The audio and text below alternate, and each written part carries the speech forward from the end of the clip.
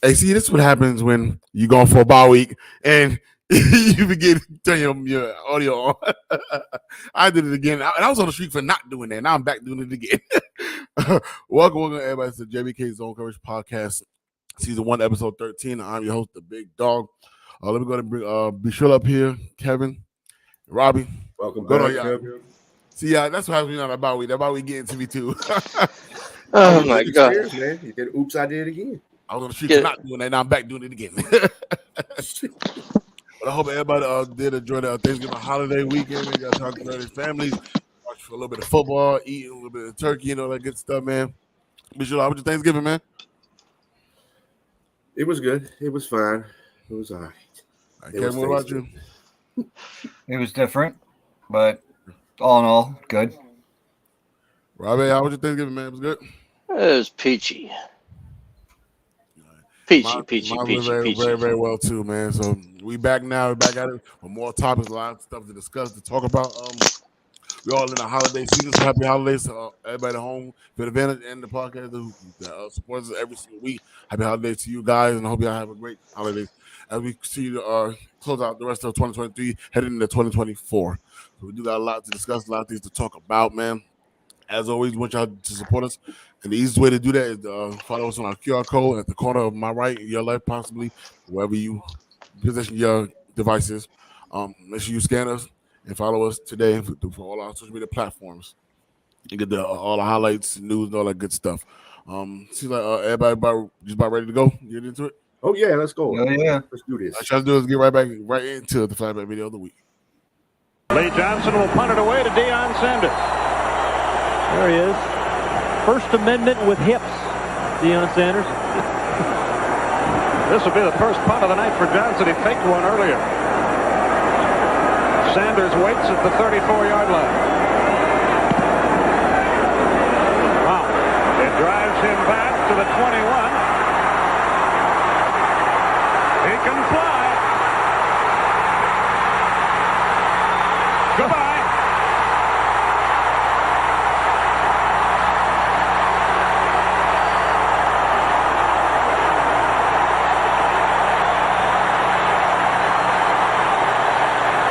Yep, that's why they call him the First Amendment with hips. 79 yards. Well, all you have to do to give a guy like Sanders, who's got marvelous athletic skills, is just a couple of blocks, because he can do a lot by himself. He's going to outrun maybe 3 or 4 guys. So if he can just block the first 2 or 3, you have a chance. Grocery shop on Cheryl. All right, and that was the flashback video of the week. That was Deion Sanders prime time hopscotch in the middle of the field, away to the end zone against Cincinnati, the 79-yard return. Man, talk about an amazing talent right there. I know usually we do our today's flashback video, but I decided to go a little further back and do a little bit of Deion It's a Sanders. flashback video. It's supposed to Yeah, the flashback. Like, prime time. What amazed me, he was in the middle of the field because y'all are hobbing. Like, I was like, no, he didn't do that. Oh man, I guess Cincinnati. The commentator called that because he's like, he only needs a couple of blocks, and he's gone because of his speed. That's one thing that I thought about prime time. That was one of his best attributes was that speed and kickoff returns. Man, he could just change the game with one of those. Like, daring you to kick him the ball, daring you to do it. Oh my goodness, man! But that was that whatever that was, whatever with the hips kind of nickname he got disappeared real quick. And it became prime time. So that was kind of weird because I didn't remember that he was called that at first, and then he started calling himself prime time not too far after that. So, which is good because that's fucking a lot of things to say. All right, but that was your flashback video of the week. I want to tune in and find out what the next one is. You got to tune in next week. Shall I get right into? Matter of fact, we're right into Thursdays. We got Thursdays football talk, right? All right. Yeah. I played. We had Green Bay at Detroit with 29-22. Dallas 45 against Washington 10, and San Francisco 49ers was 31-13. Michelle, what's your take on these games? And you don't want to really know my take about the third Green Bay game because that shit was ridiculous. Defense sucked. He ain't going no damn playoffs and winning a game with that defense plays like that. Dallas, I think that was to be expected anyway. Washington getting blown out. San Francisco and Seattle, I thought it was going to be a better game than what it was. San Francisco just balled out against Seattle. And I think San Francisco is starting to show that it might come through them to win the NFC. I really think that today's game is going to be a good game against Philadelphia. I think they're going to really show out in that. All right, Monkey. I was surprised when I saw Green Bay beat Detroit. The other two weren't too surprising. I figured Washington would have kept it a little closer with Dallas only because their divisional rival, their games are usually somewhat close. And the same thing with Seattle. Seattle's always given the Niners a difficult time when it comes to playing. But they blew them out of the water too. So, I mean, there's not much to say about it. Robbie, what you got? Only one good game on Thanksgiving, and that was the Detroit and Green Bay. Would have been better if Detroit won. But when it comes to Dallas and Commanders, that went as expected. So did Seattle and then San Francisco, both blowouts. Yeah, the most shocking to me was that I'm not gonna say whoever schedules these games, they need fired. Because two out of these 3 games put me to sleep. All 3 of them, I fell asleep at some point in time during the game, but that's only because I was eating turkey during the Green Bay game. Actually, so 10 minutes after done eating, I went dump. Oh my god! Every time I sat down to watch the last 2 games, the Detroit game I didn't fall asleep during. It was the last 2 games that put me to sleep. I watched all the games. I got through it. I got through the day. I was going to eat food and then watch these games. So, the Green Bay and Detroit Lions game actually was a shock. I already thought Detroit was going to handle business, but Green Bay came in there throwing D-ball almost the entire game. Yeah, it was entertaining. I was shocked with it. I was like, wow. And to see them lose like that, Detroit, the turnovers, like Jared Goff, he's killing me right now, fellas. He's killing me. He's my last hope. He's not really giving me the best of hope right now. That Dallas yet again is being another sub 500 team. I'm not surprised about that, not at all. And then just the 49ers and Seattle game, I felt like 49ers owed that W after like 3 straight and coming off a bye week. I knew they was gonna win, so I wasn't too surprised about that performance. I knew they were gonna get back at it. Yeah, them last 2 games, I'd rather watch paint dry than them 2 again. No, I got through the week. I got through the day. Matter of fact, I got through the day with watching that. So I wasn't too mad about it. The Dallas and Washington game, I wasn't too. Dallas Washington game was probably the most boring out of 3. You knew that was going to happen. I watched San Francisco at the beginning of the first half, and once they started showing their dominance, I was like, "Dang, you're watching the rest of that," because San Francisco don't win that one. And then, of course, I watched the Lions one, unfortunately. It's a Dallas stat patterns. Yeah, you just knew that was going to happen. That's why I wasn't like too surprised about that. They just be no sub 500 team. Isn't it pretty sad? In order for CD to get 100 yards, Cosmo, go blue. He needs 12 receptions. Pretty sad that CD needs 12 receptions to get 100 yards. All right, let's get right into Monkey's news.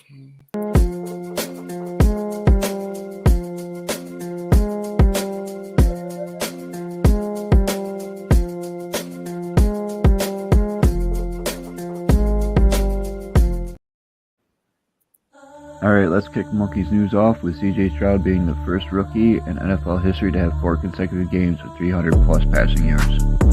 There's only 2 tight ends in NFL history who have reached 11,000 yards within 200 games. Both played in Kansas City, and Kelsey did it in only 154 games. Mike Evans has tied Don Hudson for the 16 touchdowns in a player's first 10 seasons with 90 total. Lamar Jackson is the quickest quarterback to reach 5,000 rushing yards and the only player to do it within 100 games. Josh Allen is the first player in NFL history to have 4 games with 300-plus passing yards and 75-plus rushing yards. Derrick Henry is just the 8th player in NFL history with 9,000-plus rushing yards and 80-plus rushing touchdowns in his first 8 seasons. Kyron Williams is the first player in NFL history with 140-plus rushing yards, 6 catches, 60-plus receiving yards, and multiple receiving touchdowns in a single game. Jalen Hurts has 11 career games with multiple rushing touchdowns, which is the most in NFL history, and it's his third consecutive season with double-digit rushing touchdowns. No other quarterback has 2. TJ Watt has recorded 2+ sacks for the 20th time in his career and most since 2018. The Steelers' offense totaled over 400 yards for the first time this season. Back to you. Oh, Lordy. I appreciate Yeah, you. sorry about that, though. I didn't expect the music to be that loud. It wasn't that loud when I watched it earlier. No, you good. You good. We heard it. We You heard good? it. That was Yeah, we Monkey's heard news. everything. And appreciate you for that news. Yeah, man. But anybody really surprised about that the Lamar Jackson thing? You really surprised that you defamed it? I'm surprised at all. Nah, you know that running. Well, I hope them Raptors fans are happy because I put a crown on top of his head on the picture, too, if they notice. See, and then when you look at Derrick Henry, him and Jared Goff really disappointing me right now. They're my fantasy and they ain't doing nothing for me. They just hurt my feelings right now. Like, they are. I'm going through it. I'm going through it. I get. Oh, matter of fact, let's welcome back a Monkey's Trivia News. Let's go read it. Not news, but trivia. Go give it the first one. Alrighty. With Jalen Hurts having the most career games with multiple rushing touchdowns, who previously held the record with 10 such games?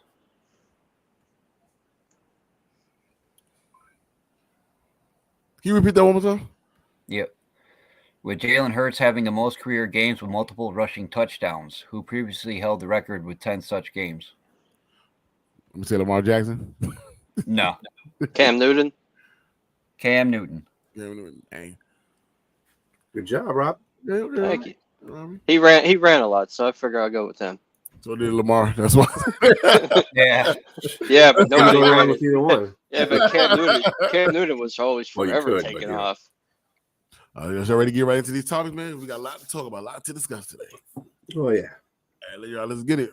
All right, y'all. Was Sunday a good sign for the Steelers last week? Be sure.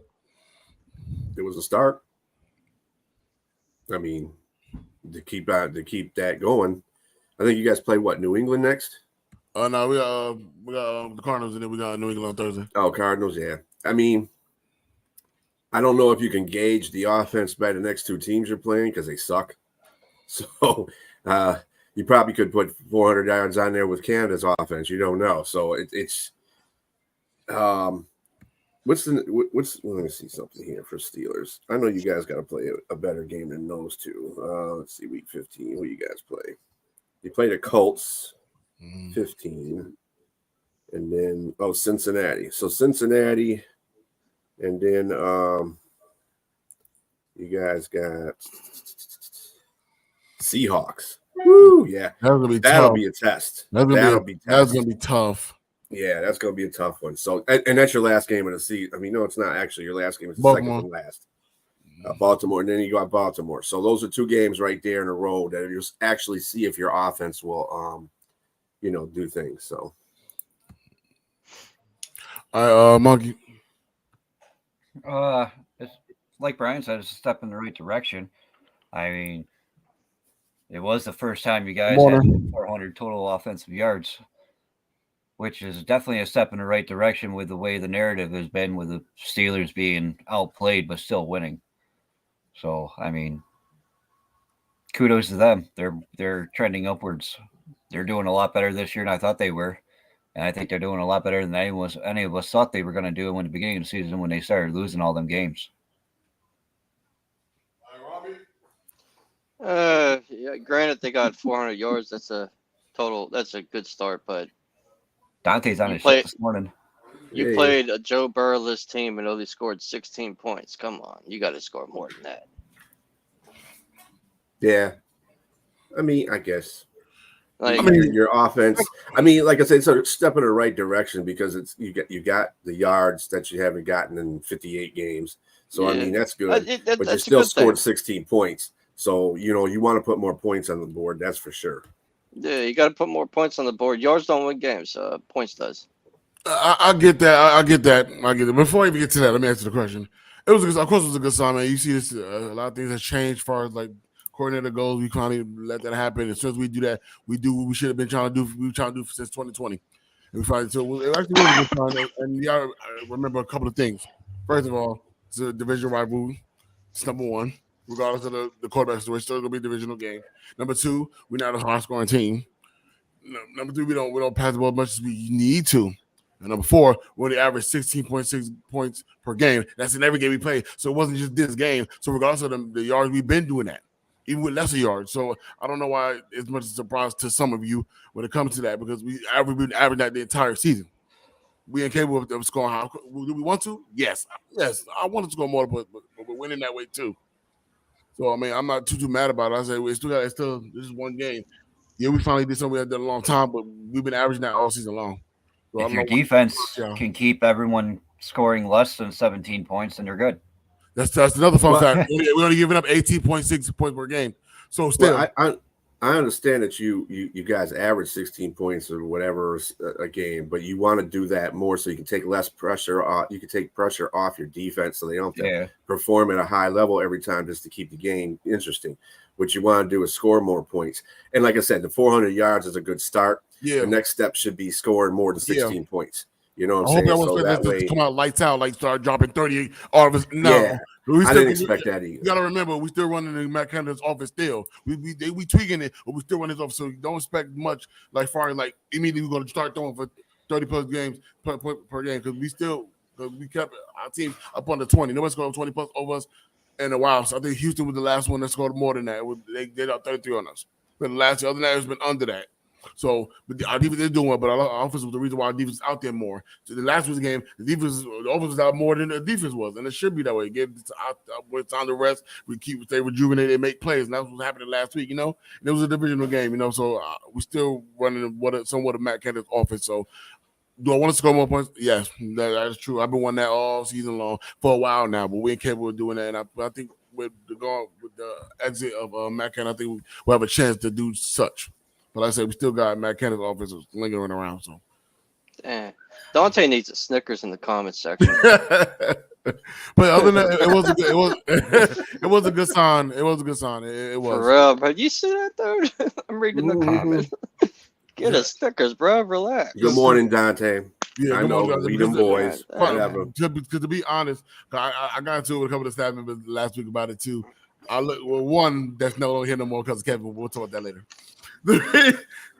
If had we lost this game, the conversation wouldn't have been about them 16 point, the 400-yard points. It wouldn't have been boys. He's calling us boys. Like they them boys every single year. He says, I wish I could defend my team. When did we talk down? I don't remember saying anything bad about Dallas. Nobody said about Dallas. We talking about Pittsburgh. We ain't talking about y'all. The only part of Dallas we talked about was the Turkey Day game. Yes. Oh my Which was expected. I just thought it was going to be closer because it was a divisional round. Kevin anything bad about the Cowboys down there. It ain't my fault that his boys put me to sleep on Thanksgiving. Okay, let's move on. I'm not doing this. Fucking Cowboys player. Get out of here. Let's go. This topic was about Pittsburgh. It wasn't about Dallas. Sorry, Dante. That's coming up pretty soon. Don't worry about it. All right, so let's move on. About your boys. What can be done about the state of the refereeing? Fire them all. Monkey, go ahead. Fire them all, man. I mean, I'm not even talking about the Bills game because this happens to. It's been happening a lot all throughout the season on, in crucial games, and games that don't matter. It doesn't matter what the background information of the game is. Refs are screwing up left and right. They're missing calls, blatant calls. They're calling calls that shouldn't have been called. It's just getting ridiculous. They might as well just kick their asses off the field, have them there just to be able to tell you where the ball is supposed to be placed and let New York handle all the flags. Yeah, refereeing is terrible. It's probably at the lowest it's been in a long time as far as calls go. They still don't know what is a completed catch. They still don't know what defensive pass interference is, and they don't call holds on a consistent basis. They call holds like, I don't mind if you call a hold, okay, but make sure the hold has to deal with the play. Don't call a hold when it's on the other side of the field or we're not where the play is going. Okay, that's a dumb call. Don't call dumb holding calls. Okay, call good holding calls. Yeah, like when they run to the right and you have your wide receiver that's all the way to the left. Well, the defensive back ain't going to sit there and be able to make a play anyway. The play is dead, and then they call him for the hold. I could understand if the dude busted a fucking 20, 30-yard rush or a pass play, and he had to catch up to him, and he was being held away from that. I understand that. But if it's a tackle that happens within 1 or 2 yards and you're calling a hold on a guy that had no way of making a play, I think those ones should be, I think they should be called, but I think they should be like given a warning about it instead of just throwing a damn flag. Yeah, I think it's the same thing with defensive pass interference. You shouldn't, if the ball goes this way and there was defense, that's why the quarterback has checkdowns. Okay. The quarterback sees that his wide receiver is not open unless he's doing it intentionally to get a pass interference and he throws to the other side of the field. Let that shit go. Don't do that. Don't call that. That's regardless. The quarterback did his job and went through his progressions. That's all that's saying. On top of that, I think what they should do is retrain the refs, pay them more money. All these refs are part-time, and these refs only get, they get like $205. And that's another thing. The NFL is not transparent about what they pay their officials. They say, you got to go and dig deep to see what they get paid a game, or per year. They get like $200,000 per year. But some referees get more, and some referees get less. Hockey, he's got to be making some major bank with the Eagles. You got to make some major money. But I think one of our people on our page made a good point. And pretty soon they're just going to put a referee up in the box and just review the plays and have maybe a couple of referees on the ground, just to make sure that players are acting like they're supposed to be. You know what I'm saying? Just basically, so they can be the middleman. Yeah, they can be the middleman. But I think they're going to start doing that from the top, because if they don't start getting this shit, straightened out, it's going to become flag football. That's the reason why the defenses are getting penalized for calls and stuff like that, because they just want these refs to be shown. And then a lot of these refs like to show out too. It's like, I'm on TV, I can do it. Man, this is not about you, it's about the game.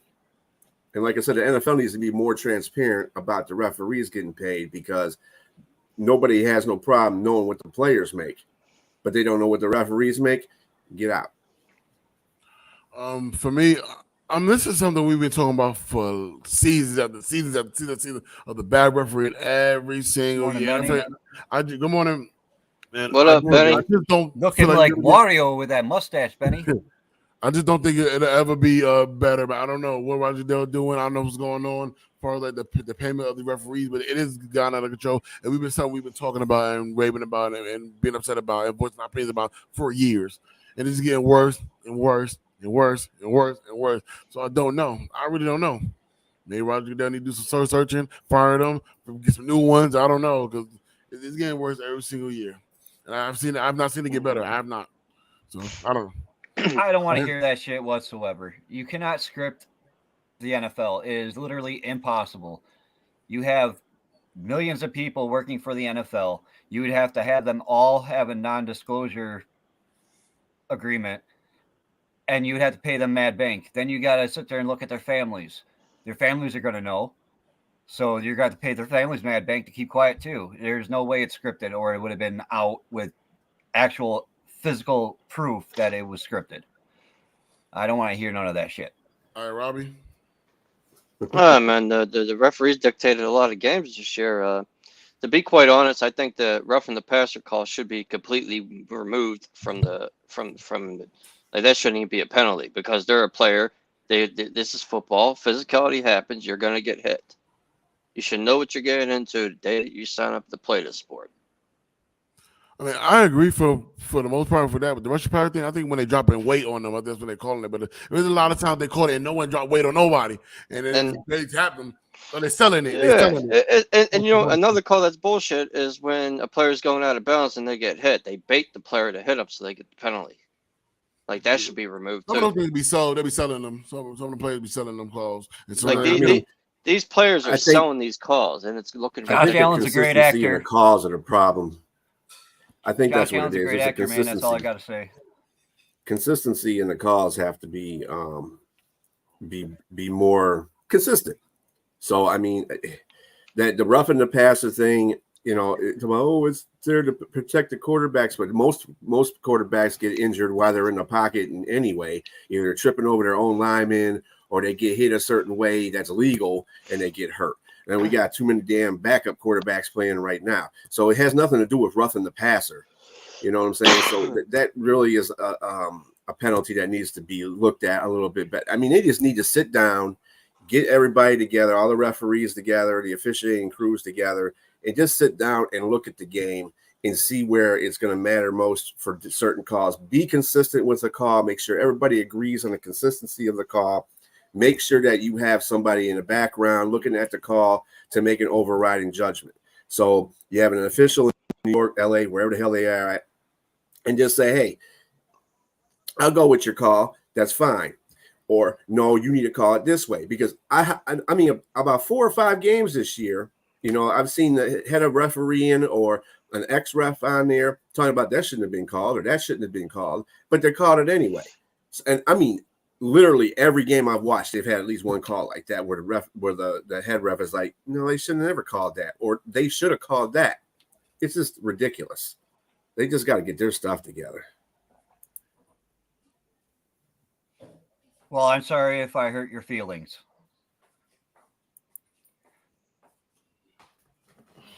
Yeah, you got a sorry out of Kevin. You must be special. Jesus. Got people getting butthurt already, and I didn't even say nothing. Damn you, Kevin, you're a bully. I said it already. I was going to get on next topic. Darren leaving was not my fault. He's just soft. Damn. Made an Eagle fan rage quit. All right, John. Yes, the Lions are 8-3, but they're showing signs of a letdown. If we place the blame, who would it be on? Be sure. Defense. Lack of execution on the defense. Yep. You can't, when you have teams, I know the coin toss is a 50-50 thing, but let me tell you how teams are playing the coin toss now. So if they win the coin toss, Chicago did the week before and Green Bay did on Thursday, they're going to take the ball first. You know why? Because they know the defense sucks. So they're going to go all the way down the field on the defense, which Green Bay and Chicago did on their first possession. Well, all the way down the field with no problem. Then they got a second possession, went all the way down the field and no problem. And then this is what leads to Goff making his errors, okay? Yeah. If he's got to come from behind, Goff is not a come from behind quarterback. He's not. He's never been like that. So you have to play where either it's a touchdown lead or you got to put less pressure on Goff, because what Green Bay did was show you how you get Goff is that you're playing with a lead and you start blitzing him, and Goff, like many quarterbacks, aren't good on the blitz. So you got a blitz coming right down your throat, then bam. And the offensive line is not really good at they're good at run block, pass blocking. So I mean, it's the Lions just got to get themselves together. I think really they got to get rid of Aaron Glenn. He's the problem. You don't play. There's times when they have to play man. He's playing zone coverage. Come on. I mean, it's just ridiculous. They got to get better. They're not going to last a first round in the playoff if they even win a division. They got to start doing better. And when they do play man, it's a soft man coverage. And for me, I think it's a combination of your defense and Jared Goff doing the turnovers. That's just not helping. I know. I agree with everything B should have just said, man. But then when you giving a big play like that, like if you look at the Green Bay game, they start off with a bomb. We get it again, and then throughout the game, they was doing the entire game, and then Jared Goff turned the ball over. I think he had the most turnovers in the last 2 weeks. Jared Goff, I think he had the most turnovers in the last 2 weeks. And Are they even letting Aiden Hutchinson rush the passer? I think he's doing. He's not getting the calls. He's not getting the calls again. This goes back to our previous comment about refereeing. I've isolated Aiden Hutchinson in a lot of games, just watching him rush the passer. My God, if they would call every damn penalty that he got called for holding, because he gets held like 50% of the time he's rushing that court. He's relentless, and they cannot stop him.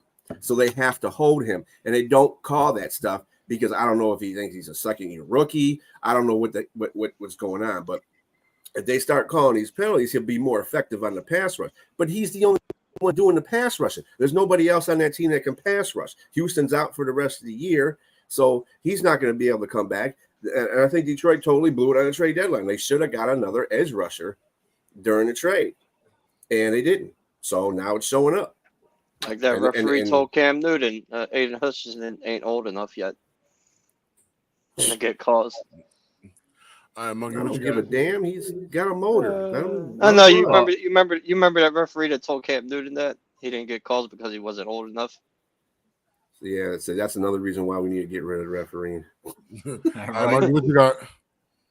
I agree, man. It's the defense not executing. You know, they need to play better. They're letting way too many. There's no way Green Bay should have put up that many points. Not with the talent, not with the level of talent on their team. There really isn't any. So they shouldn't be scoring that much on offense. I can understand Brian's frustrations when it comes to that. That's like when the Bills lost to the Patriots. I was like, that shouldn't have never fucking happened. We played like shit. We like played down to their level or whatever the case may be, however you want to say it. But that's what I gotta say about that. But I do want to apologize to that Facebook user. I thought it was one of our regular people that like to be assholes, but it's Tony Tone is the Facebook user. I had to go look on Facebook to see who it was. I thought it was somebody else being a smartass. All right, Robbie, what you got? Look at that apology. It's the Detroit's defense. You know, they bad defensive play calling. You know, zone defense at the wrong time, and when they play man, it's a soft man coverage, and they got the corners playing back 5 to 10 yards. And Cam Sutton, he's a zone coverage cornerback. They got him playing man like all the time. And that's it for me. All right, y'all, let's get right into our next topic of the day. Let's see, Kevin Luke did. Now Dante up in my inbox crying. See what you did? Lord, I don't have time for this. All right, y'all. Dobbs up throwing 4 INTs on Monday night in the loss to the Bears, questioning if he should start after that bye week too soon. I got this. This time I don't like. This right here. I remember the quarterback named Cooper Rush, who won 4 games straight for the Dallas Cowboys when Dak Prescott was out. He had one bad game, and now he sucks now. You need to replace him now. And here we are with this. Now, so this stuff I don't like, man. Y'all wait till he that one bad game. And what's crazy, even with that bad game, they almost had the opportunity to win that game. Almost did, but things happen. You know what I'm saying? But I don't like stuff like this. I feel like with this one, they finally have film of him now. Actually know who he is. You know, so they're better prepared for him. You know what I'm saying? So I just finally caught up to him. But I don't think they should rush to find another quarterback soon, man. When we came in and y'all was loving him, it was Josh Dobbs this, Josh Dobbs that. Or he may be somebody we need right now at the forefront. They may question and want to bring Kirk Cousins back, contract situation. All this stuff happened. He had one bad game. Oh, now he sucks now. Like, they finally had film of him. He had a bad game, a real bad game. Same thing happened with Cooper Rush. He was 4-0. He lost that one game. Then here comes Dak Prescott. You know what I'm saying? Now you're calling for Dak Prescott now. But when he was winning, I had nothing to say. I don't like, so yes, too soon. Let's see if he can like revive himself. Let's see if he play better. Let's see if he can redeem himself with the world actually looking for. Let's see what he gets. But come on, already I hate stuff like that. I really, really do. And it gets on my nerves, man. So too soon, yes. Be sure what you got. Yeah, I agree with you. Now they've lost 2 games in a row. The last game was very bad. I don't think it was just. I mean, yeah, he was a big part of the reason why they lost, but I don't think the defense. I really can't say the defense either because they only gave up 4 field goals. So I mean, it's not like they won the game letting up touchdowns. But I don't know. That was just a bad offensive game, I think, from Minnesota. I don't think he's finding Addison enough, or he's trying too much to force the ball into Addison, and that's something that was not being done in the previous 3 games. So I think he just needs to calm down. That's all. He just had a bad game. It's just like, any other team, a team goes out there and throws, interceptions like Goff. He had a bad game against Green Bay. That's his fault. They got to hold on to the ball. I mean, he didn't throw any interceptions, but he can't hold on to the ball. It's the same thing with Dobbs. Dobbs has got to learn how to, make better decisions. I don't know if he thought, oh, they're the Bears, I'm just going to be throwing all over them. No, you can't think like that when you're playing an NFL team. Now, NFL teams are legit until you beat them. So he needs to just he's got a good bye week. That's good for him. He can come back and beat whoever the hell they play next. So it's good. He's going to be fine. Kevin. Well, I think this is one hell of an overreaction. They shouldn't be questioning it, being that they traded for him. If you were questioning him, if you had any thoughts of questioning him, you wouldn't have traded for him. Now you're stuck for the long haul for the rest of the season, at least. So, 4 interceptions and a Monday night loss. Well, at least he didn't do a Nathan Peterman and throw 5 of them in the first half. I mean, people have bad games. Josh Allen threw 4 interceptions in the first game of the season. Yeah. I mean, yeah, everybody overreacted to that too. But still, I mean, yeah, he's, leading the league in turnovers, but still, it's not like he's throwing 4 interceptions every game. And that's the same thing with Dobbs. He ain't throwing 4 interceptions every game. Right. So he had a bad game. Let it be. And yeah, it's a really bad game because it was against the Bears. Okay. Yeah. Let's not, so I mean, that's where it comes in. I think that's the reason why we're even having this question, because it was against Bears. If it was against like Dallas or Philly or Miami or any team that's, playoff bound, this wouldn't be, they'd be like, oh, the defense played awesome. It wouldn't be on Dobbs. All right. Who has it going yet? Robbie, go ahead, Robbie. Sorry about that. Yeah, it's only one bad game. He only been there for like 3 games? 4. It's just 4 games? 4. Yeah, so he's probably still learning the playbook while he's playing. So, you can't fault him for one bad game. Even like greats through like 4 interception games. Like Brett Favre had a 4 interception game before. Joe Burrow had a 4 interception game a while ago. Like, it happens. Rome wasn't built in one night, so they got to keep going with Dobbs, because I highly doubt they got anyone better behind them. No, not at all. It's just a shame they hit the pennant belt after one bad game. That's crazy. But they just ain't doing Cooper Rush. But in order to get good, you got to go through your bumps and bruises. Exactly, you got to. Well, just an update on this though. They are going to go with Dobbs after the bye week, and they did make that. Connolly did say he was going to do that. So, but it's just the fact that you even considered not starting him after the bye week, and you're going to a rookie with his confidence. who got hurt and got hurt the first drive. Minnesota's playing without their top target. Hold on, Robbie. Go ahead, Robbie. Hold on, Robbie. Go ahead. So he no, I mean, the rookie came in. He started the game after Kirk Cousins got hurt for the rest of the season, and he comes in there and doesn't even make it through a first drive, and he gets hurt, and that's when Dobbs comes in there and takes over.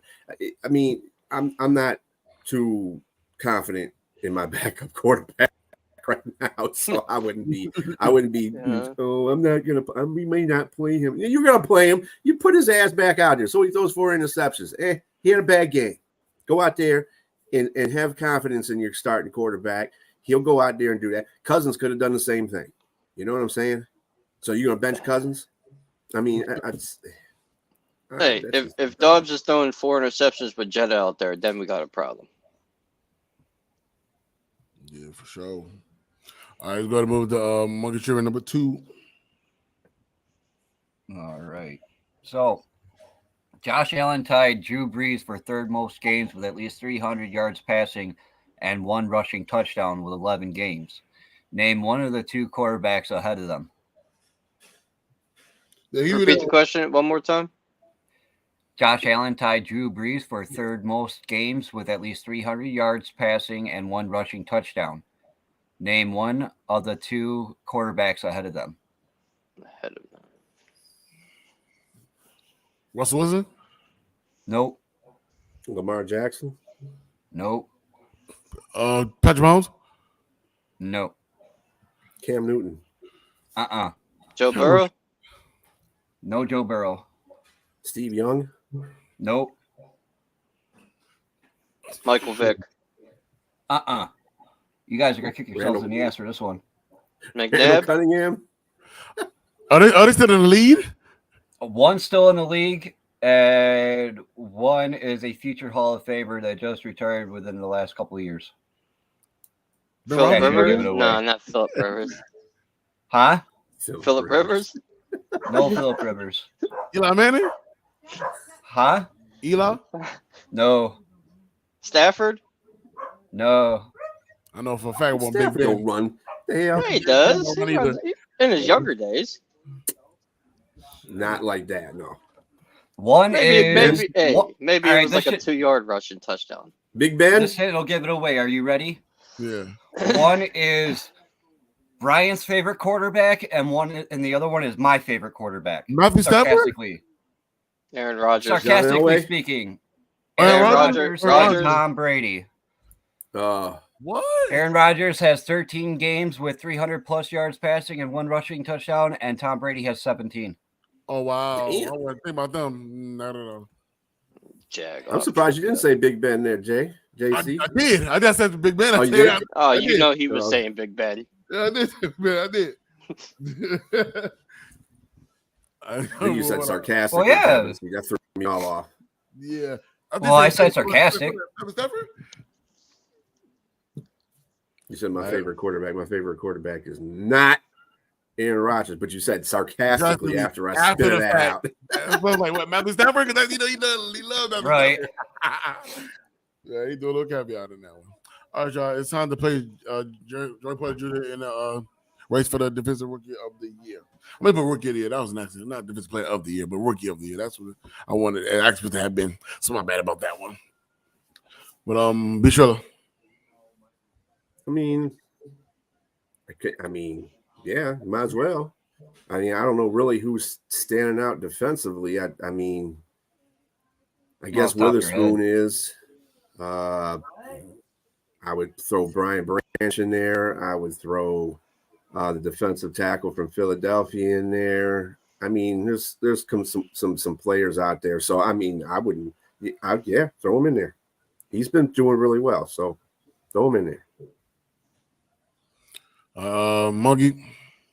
Of course. I mean, to be honest with you, any starting rookie should be in the race for the Rookie of the Years because, you got so many of them that are going to start and that play. But all in all, he would be every passing week, he seems to be getting better and better and better and turning out them stats. So I don't see why someone would say no to that whatsoever. Robbie? Yeah, why not? Not throw him up in there. I think he went up against formidable wide receivers this year. Mm-hmm. All right. I want to say yes, and here's why. All right, forgive me, I can't pronounce that wide receiver name. I think Kevin will do it real good. Anuka, that's the name? Puka Nakora. I can't pronounce it right. Puka Nakua. Joey That's put my favorite fucking name of the NFL right now. All right, y'all. So I'm going to list the receivers that he guarded and their receptions. Then when he guarded them, all right, y'all. When you got Panuka, why you out there again? One more time. Just say Puka, man. Puka. Nakua. All right, Puka. All right, Puka. He was 1 for 4 for 20 yards and no TDs. DeAndre Hopkins 1 for 3 for 12 yards. Calvin Ridley 2 out of 4 for 20 yards, no TDs. Devontae Adams, 1 of 3 for 12 yards, and Jamar Chase, he 2 for 2 with 36 yards and no TDs. He been locking down top receivers when he's guarding them. He been locking the receivers down, and then when last time he met up with Odell, he won that one and got an interception. So he has been locking down these receivers. That don't count, last man. one to do that was Sauce Gardner. He want to win a defensive rookie of the year. Locking out these top receivers, so he's getting better with time. They didn't rush him. I'm glad they didn't rush him because he's playing well. He's benefiting from it. You know what I'm saying? Yeah, he earned his spot. So he right now. He's looking real good right now. I think he's deserves to be in that conversation. Another guy I said 2 weeks ago, Jalen Carter is another guy that should be. Yeah, Jalen Carter. That's the other defensive tackle. Yeah, balling as well. Philadelphia. But I believe he does deserve to be in the conversation. Win it? Not yet. I didn't see more. We still got more games to show if he got an opportunity. What about that Dallas quarterback? Is he a rookie? Bland? He's not a rookie. I don't think he's a rookie. I was just wondering, is he a rookie? I don't think he's a rookie. I think he's been in the league. Let me see. I never heard of this dude until this year. Yeah, same here. Roll Tide. That's Cos. No, I thought that was Cosmo saying Roll Tide. No, Cos already went there. Cos already went there. This is his second year. Second year. He was the 5th round pick for last year. Yeah. You could put the safety from Detroit in there too. He was having a pretty good year. Brian Branch, yeah. Yeah. Yeah, you can put him in there too. He was having a good year. Yeah, there's a lot of things you talk about there, but yeah, but that's the question. Yeah, I think he should be in the conference race for it. I think he should. Definitely should. Actually, I was gonna move in with our next topic of the day. Justin Bates has been Atlanta's most impactful free agent signing in recent years.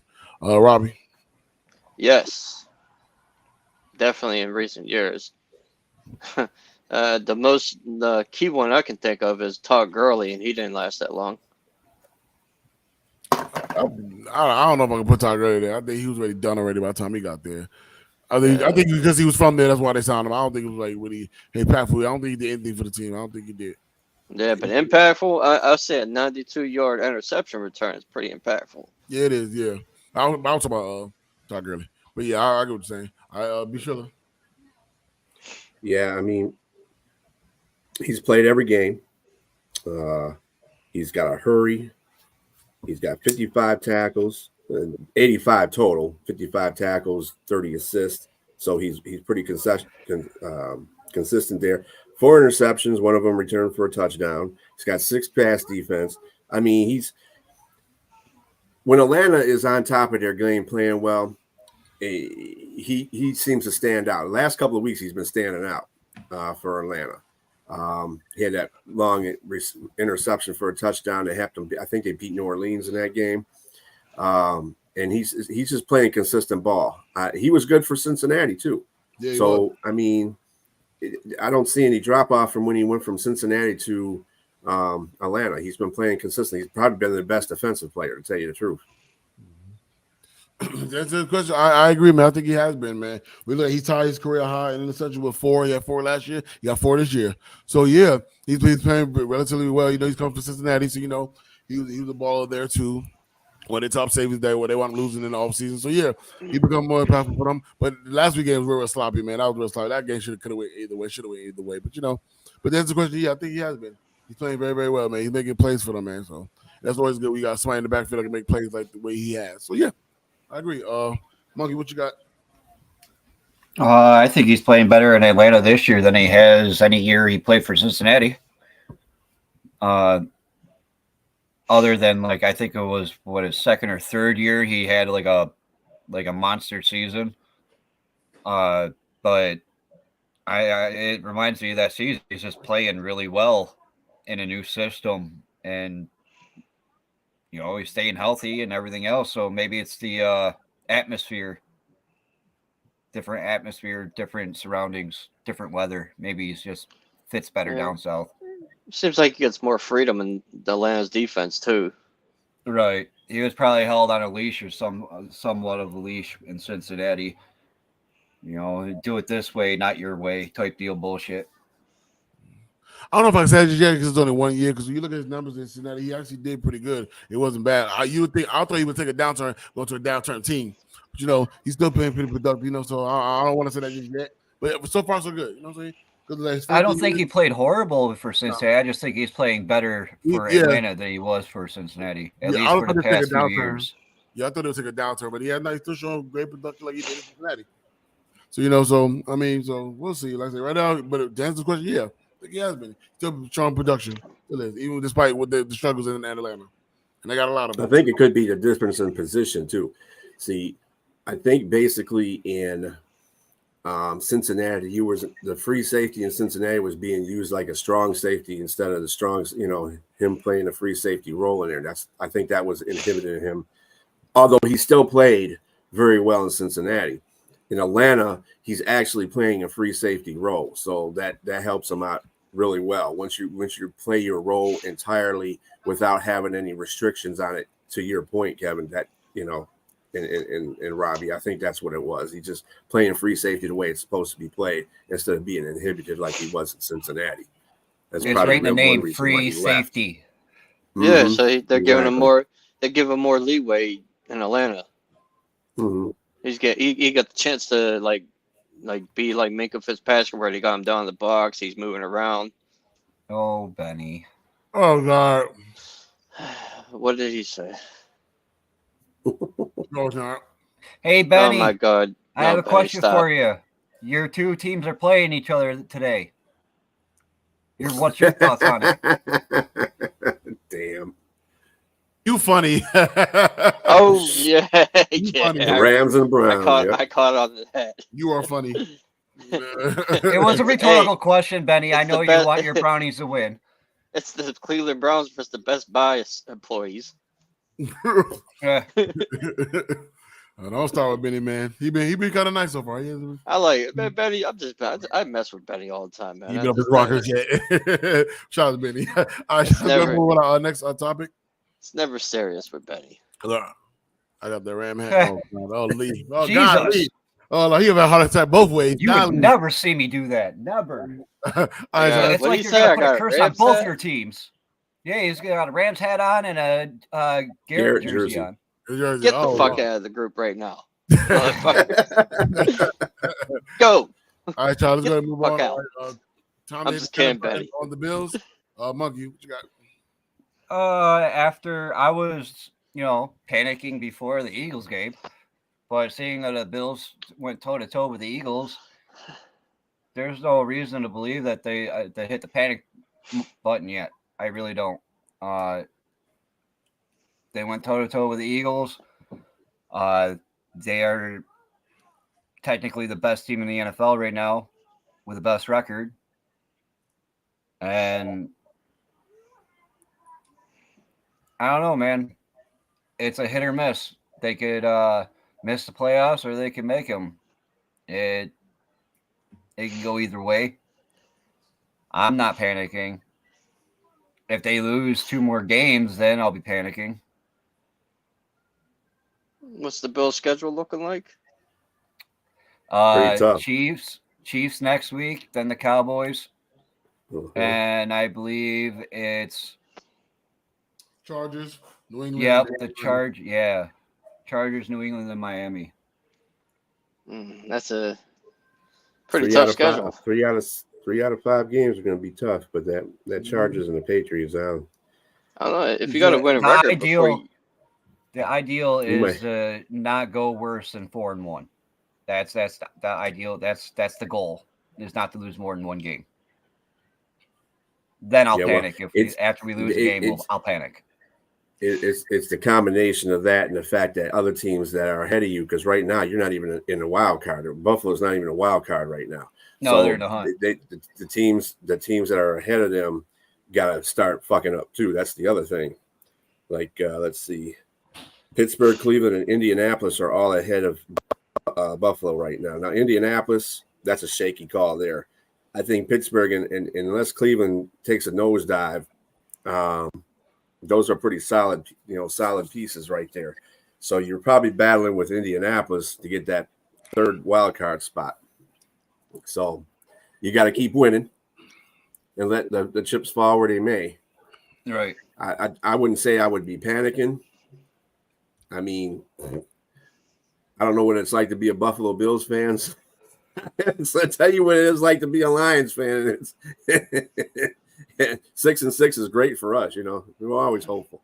But I guess if you have that mentality that Buffalo has, where you're trying to win a Super Bowl, I would probably see kind of a panic in some of the fans if they do lose in these games.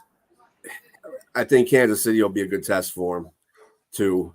If they beat Kansas City, and I think they can, to tell you the truth, Kansas City to me is not going back to the Super Bowl. So I just don't see Kansas City going back to the Super Bowl again. They're not complete. I mean, Philadelphia came in there and beat them. The Lions came in there and beat them. So, I mean, I don't see them as a Super Bowl team anymore. I see them up there as a lead, but that doesn't mean anything once you get in the playoffs. So I don't know. They beat Kansas City. I got more faith in Buffalo than I do in Kansas City at that point. That doesn't mean a thing, Benny. Sorry. All right, who else? Robbie, what you got? Nah, it ain't over till it's over. It ain't time to hit the panic button just yet. As for me, I'm not gonna put a panic button, but I am concerned. In the last 4 games, they're 1-3, and they got a tough stretch. And not all their fault. They lost a lot of pieces on defense, a lot of key pieces like they did last year and the year before that. And they lost a lot more this year. You know what I'm saying? And the struggle of Josh Allen, the turnovers, man. it's not looking good. But I'm not gonna put Pentagon. I still believe they got a chance to make the postseason. That they still do, but they got to stretch, man, and they got to start winning games. Right now, they're 1-3 right now, the last 4 games. So they gotta definitely start winning, man. Yeah, they went toe-to-toe with Philadelphia. I wish I would have won that game, maybe a little bit more better. But you have 500 right now, and I'm shocked. And I am good. Like, but a lot of the key pieces. But how much fighting can you do? We can lose pieces every single week. Losing somebody, so keep it every single week. So a lot of has a lot to do with that, man. So I don't know how much I want to sit here and believe that they got a chance. We're down to our 3rd and 4th string cornerbacks against the Eagles. Yeah, it's tough right now. So I mean, and they still that's the thing though, is the Bills defense is still playing very well for having all them pieces out. Mm-hmm. So I'm not trying to use the injury excuse whatsoever because they're still playing. Yeah. So I can't even use that excuse. I'm looking from outside. It does suck, yeah. But I mean, they are a capable team. They can still pull it off. Yeah. You know, I still have faith in my team. But the reality is they are on the outside looking in right now. Mm-hmm. And they do need certain things to go their way in order to be able to progress through the playoffs. I think if we hit the playoffs, we'll be all right. It doesn't matter what seed we are. I think we'll play all right in the playoffs. Mm-hmm. Do I think we'll go to the Super Bowl? No, I really don't think this is the year for the Bills to make it to the Super Bowl. I really do not. I didn't think in the beginning of the season either with everything that's going on. But we still have a good team. And the shit with Von Miller may be a little bit of a distraction, but I really don't think that's going to hurt our team all that much because Von Miller has been playing up to snuff all year anyway. And you still got an offense. Yeah, our offense. The defense took a lot of hits. And everybody is focused on Josh Allen's turnovers, and that's only because we're sitting at 6-6. If we were winning games, it wouldn't be a question because everyone else is neglecting the fact that he has the most total touchdowns in the NFL, or how there's only actually 2 teams that have more total touchdowns than Josh Allen. Only 2. Well, that being said, though, when you have the 3rd most passing touchdowns or total touchdowns as a individual over everybody but 2 teams, and you're 6-6, there's a problem. And I don't think it's necessarily defense. Sometimes your defense lacks at some points. I think it's the you're coaching. Still 6 in offense. You're 6th in offense and 14th in defense. So, I mean, I think Josh Allen does need to get his head out of his ass in some plays. He needs to start looking, stop trying too hard to do shit. That's where his problems come from. He needs to take better care of the ball. Yes. That being said, yeah, I mean, he's not just the only problem. And you're right, it could be coaching. I really do think that bad coaching decisions. McDermott is doing a pretty good job on the defense based on what he's got. I mean, to have them at 14th in total yards, that's pretty good, considering all the injuries you guys got. So the biggest thing that Buffalo is missing right now, to tell you the truth. Right. And I know everybody has high hopes on James Cook. But that running game's got to improve a lot better. It's got to be more of a threat. And then that way, Josh Allen doesn't have to he doesn't have to try so hard to win games. He can go out there and just play like that one game that you guys just played. And blew running the ball was effective in that game. You see how effective that was when you run the ball like that? Yeah. Surprisingly, against what is that, a 3rd-ranked freaking defense against the rush? Yeah. Listen, I was talking to one of my homeboys. Yeah, he an Eagles fan. Me and him got into it last couple of weeks because I'm gonna get to it, everybody. I can lie to you, with everybody. But I was explaining to him like you struggle with Buffalo Bills team. Josh Allen throws that ball inside instead of outside. That game is over. You know what I'm saying? Like you really escaped that game, and then the week before that, MSV catch that ball, the game's over. You know what I'm saying? So it's not like the Bills was like struggling. They hung in it. They forced overtime on y'all. He threw that inside. It's over. Josh Allen knew he made a big mistake. He knew he did. He went through that ball inside, but he did it. You know what I'm saying? So it's like they still got it, man, but they did not touch like they need to. That's why I'm concerned. So that's why I'm not ready to panic just yet, but I'm concerned. I'm concerned because they got to start winning these games. They have to start go back to what they know, and that's winning. They got to be able to do it. Despite what's going on, next man up is always the mentality moving forward. So. And the best ability is the availability, man. So whoever's available need to be out there. I got to play better. He has to make take better care of the ball right now. The reason why I'm saying about the coaching being an issue is it's not during the game itself. It's just the crucial times, like in overtime or at the end of the game. There are questionable play calls made on offense and defense side of the ball. Now, back to the running game, Ken Dorsey was doing the same thing that Daboll was doing, and that was, abandon the run game early on in the game. Brady, even though we just had him for one game, has already just showed that he's not going to do that. He's also letting Josh Allen be Josh Allen and not try to make him a fucking pocket passer. That's what Ken Dorsey was doing. And it wasn't working. Ken Dorsey was statistically a good offensive coordinator. If you look at his statistics, he did just as well or even better than Brian Daboll did. But the fact of the matter is piss poor play calling during certain stretches of the game and abandoning that run game so early in the game. You can't win games that way. Play action doesn't work if you don't run the ball. Yeah, I agree. And we like our play action. I think a lot of stuff went hand in hand with that too. Like, I think the reason why the offense played like that, or they had calls for that, is because they were so worried about the defense not being able to hold up because of the players that were lost on defense. I think that's what they're trying to make up for that end. That's why our passing was more of a premium than running. But if you're going to think that way, I'd rather lose 10-7 and have a good running game and at least have an effective passing game from that running game than to lose 41-38 because you can't get shit together. You got to have a better plan, I guess, as from a coaching stance. I don't think Ken Dorsey does it. Again, it all stems from the decision making of Josh. If he goes out there, he's got to make better decisions. He really does have to make better decisions in crucial points in the game. He can have all the touchdowns he wants, but that one interception or that one fumble will cost him that possession, and it'll cost him the game. He needs to take better care of the ball. That's plain and simple. But that also affects coaching too, because somebody's got to go out there and say, Josh, somebody's got to give him a dose of reality. Say, Josh, you can't go out there and be bullshit. You got to focus and stop doing that crap. You're a better quarterback than that. Stop doing that shit. In crucial points of the game, stop doing that shit. You can throw. Well, you see what happened when Diggs tries doing that, didn't you? Everyone's like, "Oh, Diggs wants out." Yeah, but Diggs. Every time they lose, you hear shit like that. Yeah, every time they lose. Yeah. And it's always from a Ravens fan. Ravens fans, Cowboys fans, and Dolphins fans. Yeah. All right, y'all go ahead and move with our next topic of the day. As of right now, who you think will win the NFC South? Do I get a quarter? I need a quarter. To be honest, with this one, I mean, Atlanta's sitting there at number one right now. What, 5-6? Yeah, they're tied with New Orleans at 5-6, but I think they have the division record. All right, I got a solution to this problem right now. We put all the teams' names in a hat, and whichever one draws, they win. Except for Carolina.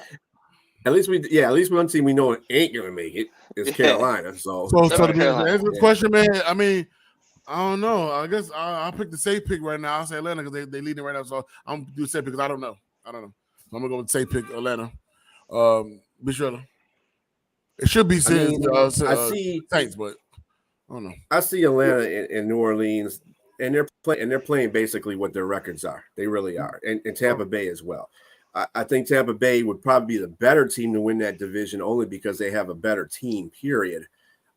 It seems like their running game sucks bad. All they got is a passing game, and poor Baker Mayfield's got to be out there, and they're going to start teeing off on him. And that was shown in the last game they played with Tampa Bay. They just went off on him. They just teed off on him because they ain't got no running game. So that's the only thing that's slowing up Tampa Bay. I think their defense is pretty stable. I would go with them as the eventual winners of it. That's not saying much. Nobody has a 500 record in that division. But what the hell? I'll just put their name in a hat for the leader. What you got? I'm going with Tampa. I'm going to go with Tampa Bay myself. I picked Tampa in the beginning of the season to win the NFC South division, and I'm just going to stick to it. I just think, that, like you said, I think they have the all-around best team. They just don't play like it sometimes. All right, Robbie. I guess I'll go with Tampa Bay. Tampa Bay, man. Come on, man. All these teams are junk. They really are not that good. It's like Atlanta's defense is good sometimes. New Orleans is good sometimes. Then it's fucking Tampa Bay good. So they don't know how to make up their mind what they want to be. Any of those teams don't have a. The reason why I go with Tampa Bay is because at least they got a semi-good quarterback compared to the other ones. Yeah, I can agree there. Yeah. You got to admire Baker's courage. He just makes poor decisions sometimes. Mike Evans still sometimes he has no choice. I support Baker Mayfield. Plus, he got Mike Evans and Chris Godwin. He hit another 1,000 yards. He got like 180, 130, 130, 180, somewhere around that. Away from the 1,000-yard season, so he's right there. Yeah, the fate of that division. Give me the Bucks. I'll say that as soon as I give me the Bucks. The fate of that division would probably come down to like the last 2 weeks of the season. Right, probably. Yeah. But this time, I feel like the Saints should have been running the board on. I really thought the Saints really were going to be the team to probably run it all. But, you know. Saints winning it. Who said that? Nicholas. I would be well in the bet. Hold up. I'm hooking it up right now. I don't know who it is. If the Saints make it and beat the Cowboys in the first round, I don't know hell if will freeze over football or not. Oh, man. I was going to tell Monkeys on trivia number 3. All right. Travis Kelce now has 11,076 yards, good for fourth most by a tight end in NFL history. Can you name the other 3 tight ends who have eclipsed the 11,000 yard mark? Tony Gonzalez? Yep, that's one. That's one. Got to be one. Jimmy Graham the other? Oh, no, Jimmy Graham Shannon Sharp? No. No, Gronk didn't. Antonio Gates? Gronk is no. Antonio Gates might be another one. Hold on a second. My computer just shut everything down, but I got to pull it back up. I'm trying to think out another name. I think Antonio Gates was another one. I think he was. You got to be, yeah. I'm trying to think of other tight ends that had really good. So Tony Gonzalez and Antonio Gates were right. There's one. There we go. All right, there we go. The dude that plays on New Orleans now that Jimmy Graham? Nope. Nope. This dude retired. I think this dude. Only had like 8,000. Like 8,000. Say it again, Kevin. I think the dude is retired right now. Yeah, he is retired right now. Greg Olsen? No, he's from the NFC. I'm just taking a guess. We them boys. Jason Witten. Novacek? Jason Witten. Witten. Jason. There you go. There you go. Okay. I knew if I said that, y'all would get it. I know it pained you to say we them boys. Yeah, it did. Sure the fuck did. All right, y'all go to our next topic.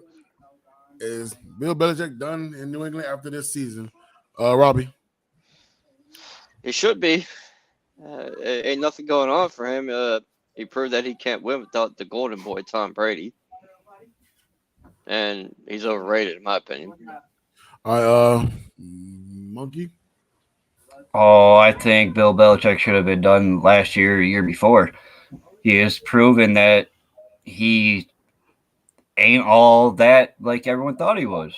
I mean, yeah, he had a great 20-year run with New England, but he did it on the tailcoats of Tom Brady.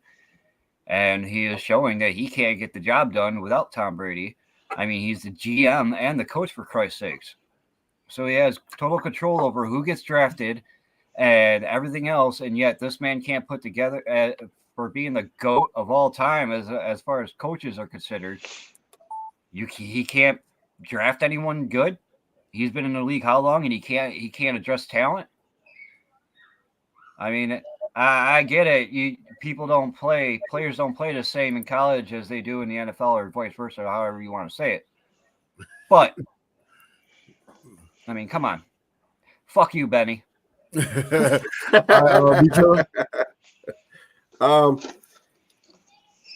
We're talking about from the outside looking in, okay, if he's done in New England. Bill Belichick is done whenever the hell he says he's going to be done. You know why? Because he's got that clout in that organization. So if anybody, there ain't going to be no firing. It's kind of like a Mike Tomlin situation. It's not going to be a firing. He's either going to retire or going to be forced to resign. And I don't think New England's going to force him to resign. They're going to let him retire or go to another team. He said, like, I'm not going to coach for this team anymore. I'm going to go to another team and coach. Hopefully that ain't the case. But anyway, the point of the matter is, I think it's all in his. Wherever he goes. I know, but that's what I'm saying. I hope he does do it. But as far as if he's done after this season, that would be something that he'd have to decide. I don't think New England is going to fire him. All right. So for me, I think he is done, but I think he'll retire. I don't think they're gonna resign him and fire him out. He likes to eat right there. Like, you think they'll fire you, so more likely they'll give him the respect to let him go ahead and just hang it up, man. And if he refuses to do that, then they'll probably fire him. But I'm pretty very not. I think he's done. If you look at it, he's going on his third losing season since Brady. He only had one winning record since after Brady. And that was the first year after Brady was gone. They did make the postseason. So that's all. Like, you know what? They made the postseason. Let's see what they can do. Then they turn around and then they have another losing season. And now they only got 2 wins this year. Like, I think New England has been one of the worst draft teams ever. If you ask me, I don't think anybody ever good. Like, outside of Tom Brady. They got a good couple of defensive players, but then I want to letting them go and moving on from those guys. But I mean, Tom Brady probably the greatest draft player they ever had. And they're struggling and not winning, man. They look obsolete, man. I really did have hope in Mac Jones when he first came out. Just the way he walked out when he got drafted, he looked confident. He's ready to ball, but not there. So Mac can do this, I can do like Monkey always says. So I think so. I think it's over with. I think he knows it's over, man. I think he's hurting his career the longer he stays. Like, I think he's hurting and it hasn't gotten any better. So I honestly believe he might need to hang it up and go to retirement. You'll make the Hall of Fame. Your assistant said so, and your coach said so. Your coach as a coach said so. So you'll be Hall of Famer. So I think you should go ahead and just hang it up, man. It's over with. It's done. Time to move on. All right, let's go to move on with our next topic of the day.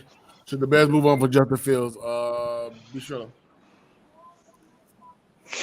It depends on what they're going to do. I think this can go two ways. If they fire Eberflus as coach and they get another coach, they'll probably get rid of Justin Fields.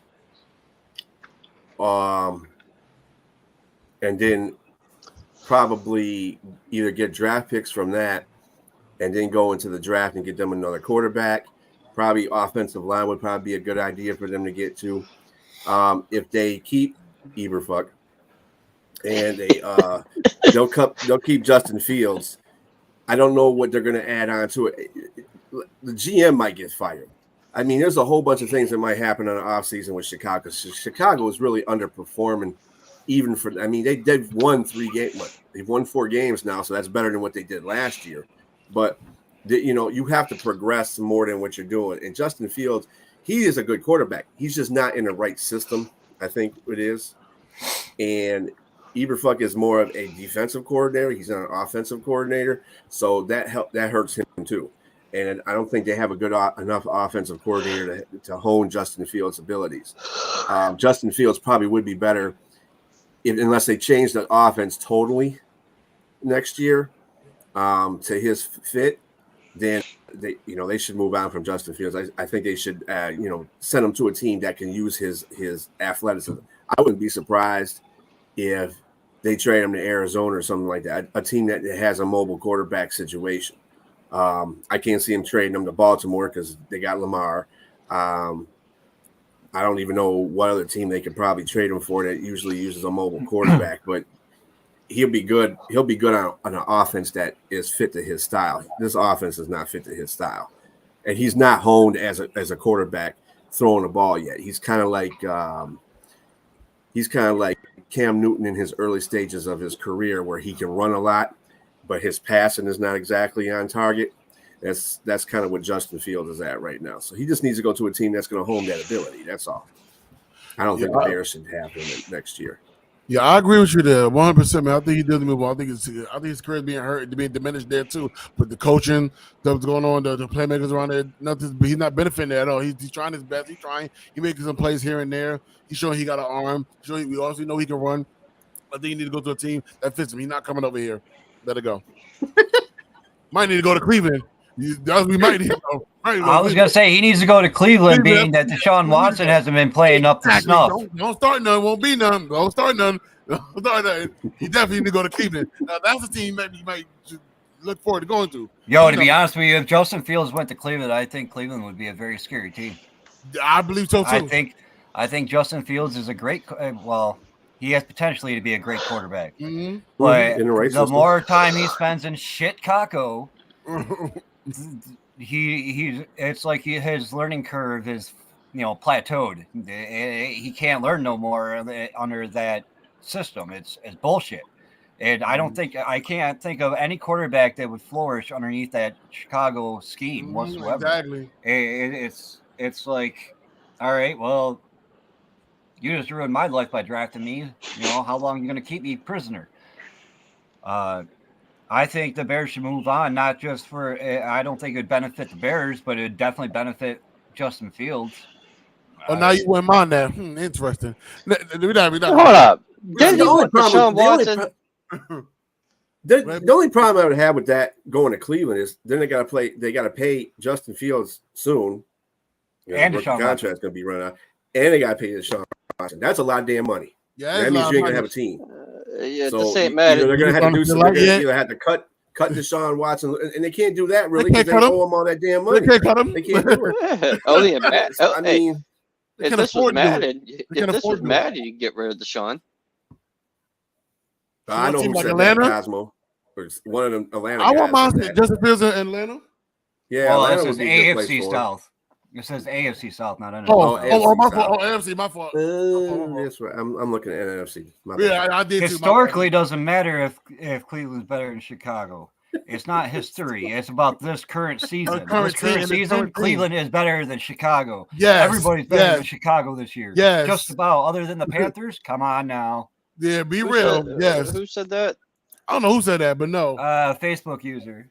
Look at their team, and then and look at the defense the Cleveland Browns got. They got one of the better defense in football. Yes. And they got like I said, I don't think, to tell you the truth, what's scary about Chicago is Chicago is always a team. I know I figured that was because he likes to historically talk about Cleveland. But anyway, Chicago is scary in the sense that usually they're built on defense in the running game. Okay. Something that they have a little bit of defense right now. Montez Sweat did give them some extra, but their running game sucks. They need a good running back. If they get themselves like a regular old quarterback to fill that void, they don't even have to draft a quarterback, in my opinion. They just need to get that defense good, get some offensive linemen in there. They got the pieces on the outside, Mooney, DJ Moore. They got that. Komet is a great ass tight end, man. He is a good ass tight end. That team could be scary if they had made those adjustments and got rid of Justin Fields and put him on a team where he can be suited to be playing on, and they just get they can go on a damn free agency and get them a damn quarterback. As long as they can protect him well enough, he can throw to people. He'd be fine. And they just get that running game together and get that defense together. That's what Chicago has gotten away from over these past few years. They have not made their defense better. They've not made their running game better. Hell, they gave us David Montgomery. That's the dumbest shit they could have ever done. That they took away their damn running backs right there. So I mean, they got to just rearrange and go back to having Chicago football instead of playing this. We're going to agree with the new NFL because they have the pieces to be a good team in that division. And I'm saying that. All right, Robbie, what you got? They definitely should move on from Eberfuck. Get him if they're gonna keep Fields, get him a coach, get him an offensive coach. Give him an offensive coach. If they keep Eberfluck, give him a better offensive coordinator. Do something or bring a veteran and the challenge him, give him that extra push too. I think it's Caribbean Thomas being there. I think they need to move on for his sake too. But if I was Justin Fields, I would get the hell out of Chicago. Yeah, I want out. I would want out. Well, I'm gonna tell you something too. Now, there's a lot of rumors going around that Harbaugh from Michigan, he might take that Chicago job. Now, that as much as I hate that, because I like John, but I hate that he go to Chicago. But he would change that team around to make it more defensive. He's a defensive-minded running back kind of coach. He would make Chicago that way. So if they got him, Justin Fields is going bye-bye. And they won't draft I guarantee you they won't draft a quarterback. They will get a quarterback off free agency, and they'll try to draft a good-ass running back, in the draft and get some offensive linemen up there, because he is one that puts together teams, line out. So the lines will be good. Your offensive, defensive line will be good. He likes defense. So, I mean, if that happens, that'll be beneficial to Chicago. The one thing that Chicago needs, they need to bring in MVP Mason Rudolph. Why not? Why not? Why not? Hey, why not? They really haven't had a history of good quarterbacks. So why not? What do we do? They need mediocre. Oh, Monkey, I meant to ask you earlier, but when we was on your topic, if the Giants release Dabo, would y'all bring him back? Would you want to bring him back to the offense? Say that one more time. If the Giants release the head coach Brian Dabo, would y'all take him back? Oh, I would definitely take him back. I meant to ask you that earlier. I mean, we played our best ball with him as our offensive coordinator. He learned to run more in New Jersey with the Giants, so maybe he can start running more here as an OC. But to be honest with you, if Joe Brady keeps, performing like he did with the Bills in his first game against the Eagles, if it ain't broke, don't fix it. So I would have to respectfully decline him if Joe Brady keeps doing what he's doing. All right, we're going to move with our next topic. John, who should the Panthers consider for head coach? I think they bring up that other guy. What's his name? The dude that shouldn't have been fired in the first place. The black guy. What's his name? This is the dude name. What's his name? Jim Caldwell? Well, no. The one they had. There was the interim before they removed him out for for Frank Richard. Who was the dude? The previous dude. Although Jim Caldwell would be a good one. What's Steve Wilkes? What's his name? Steve Wilkes. Steve Wilkes. Yeah, that's who they should have brought back. Because that offense was moving. They were doing really good with him, and they started to bring in Frank Richard for whatever reason that was. But I think they didn't have a rookie quarterback. He didn't have a rookie quarterback then either. But he had Dalton. Did he have Dalton? Yeah, Dalton. Steve Wilkes and Sam Bradford, Sam Donald. Steve Wilkes hope it better not be Ben Johnson, because I don't want him to go there and fail. Fuck that. I'm gonna tell you something about the being a head coach for that team is gonna be death, really, because you've got an owner who don't know shit about football, owns a team, don't know shit about football, and this is why Carolina's in the state that they're in right now. They got an owner that don't know nothing about football, employs people that don't know nothing about football, and it's ridiculous. That's got to change. And until that changes, I can't suggest anybody be an offensive coordinator or a head coach for that team. Nope. That's going to go there and just that's suicide. Right there. Well, how you doing, man? All right, Monkey, what you got?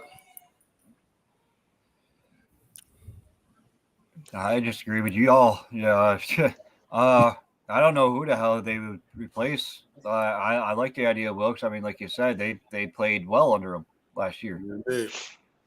Other than that, I really can't think of anybody. I don't think they should have fired Frank Reich after 11 games. I mean, no, they shouldn't have. You were a shitty ass team last year. You expect Frank Reich to make you a playoff contender in 1 year?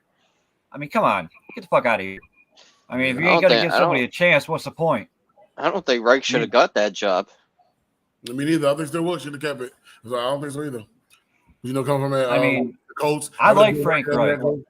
I knew. At least as an offensive coordinator, of course Frank you do. Reich is a good. Oh yeah, he was playing Buffalo, but I honestly think he's a good offensive coordinator. He did great over in Philly as their offensive coordinator. He was an offensive coordinator somewhere else, and he did good there too. I'd bring him Yes. in to be OC. I'd bring him in to be OC over Dayball if Joe Judge didn't, or if Joe Brady didn't work out. I think that another thing that you got to look at, there's two candidacy positions that they're asking. Ben Johnson is one of them, the offensive coordinator for the Lions, and Kellen Moore, the offensive coordinator for the Chargers. So those two are in consideration for the head coaching position. But like I said, if you go there, man, I would see Kellen Moore going there before I see Ben Johnson, because Ben Johnson knows better than to go into a situation that's fucked up in the first place. Kellen Moore, not so much. So I see the fact that I would see Kellen Moore going there only because Kellen Moore was the OC over in Dallas.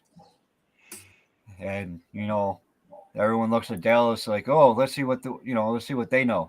He coming up Leftwich for a head coach. I'll tell you what, Leftwich ain't going there either, because he did that with Jacksonville too. And fuck that, I'm not going there. So does Benny mean he head knows coach? what's going on. What's I that? don't think Leftwich is ready to be a head coach. OC's where he need to be at. He coming to Pittsburgh next year. I'm calling it. He coming to Pittsburgh next year. He only had like 2 or 3 years as an OC. Yeah, like 2 or 3 years. Yeah. I bet you Frank Reich would do well with Kenny Pickett. For what? I bet Frank Reich would do well with Kenny Pickett. I think he's good too, among others. That's what you need. The thing is, Frank Reich was a quarterback. Yeah, he was a backup quarterback, but how the old saying, those who can't do teach. So I'm not trying to be funny when I say this, but you know who would be a good head coach for Carolina? Who? Matt Canada. Canada. They gotta know. Just you laugh at that, but that's exactly the kind of offense they need, because they have a running quarterback, and they got a good quarterback. He's short, small stature. He's got to run more, but that offensive line, he gets that offensive line. That's one thing Matt Canada will try to do, is fix that offensive line first, and then he'll have a running game. He runs that ball. You don't have to worry about your quarterback making decisions, in the game that much if you have the ball run. And Matt Canada slow the game down for the Panthers. Let their defense do a lot of work. They got some injuries on defense too now, and that's what's another thing that's holding them back. But like I said, that would be perfect. He slow down the game. Well, have at him. You can have. You want to know who Mark thinking? I think Cliff Kingsbury would be a good option. All right, we're going to move on to Jagoff of the Week. I actually don't have one this week. That's fortunate. I thought I would have one. I have one. Hey, we should okay, Monkey, what you got for Jagoff of the Week? I got two. Okay. I got two. So you got Jagoff of the Week. First one is that's the jot down. That was the jot down I got. Well, I'm only doing one. Oh yeah, so yeah, I'll split them up then. The one you talking about? Jagoff of the Week is Darren Payne. Says he wanted to talk all this cry about all these fucking penalties after the Philly game, after Philly won. You have no right to bitch when your team wins, bro. It's ridiculous. Thank you. And then you want to talk your shit and then get mad and then quit everything that has to do with anything football related in this group. So you're my Jagoff of the Week. Rob, we got one? Do I have one? No. All right. Be sure you got one? Nope. Okay, all right, y'all. Let's go and move into our Monkeys Trivia number 4. Number 4. With Mike Evans tying Don Hudson for sixth most receiving touchdowns in a player's first 10 seasons, can you name at least 3 out of the 5 ahead of Evans and Hudson? Randy Moss. That's 1. Jerry Rice. Terrell Owens. That's 3. Terrell Owens. There you go. You got 3. Yep. And then the other 2 Hall of Famers right there, buddy. That's right. And then you had Marvin Harrison and Devontae Adams as the other one. Wow. Okay. All right, bad. All right, I'm going to move on next topic. All right, Charles, the Ravens, the biggest threat in the AFC.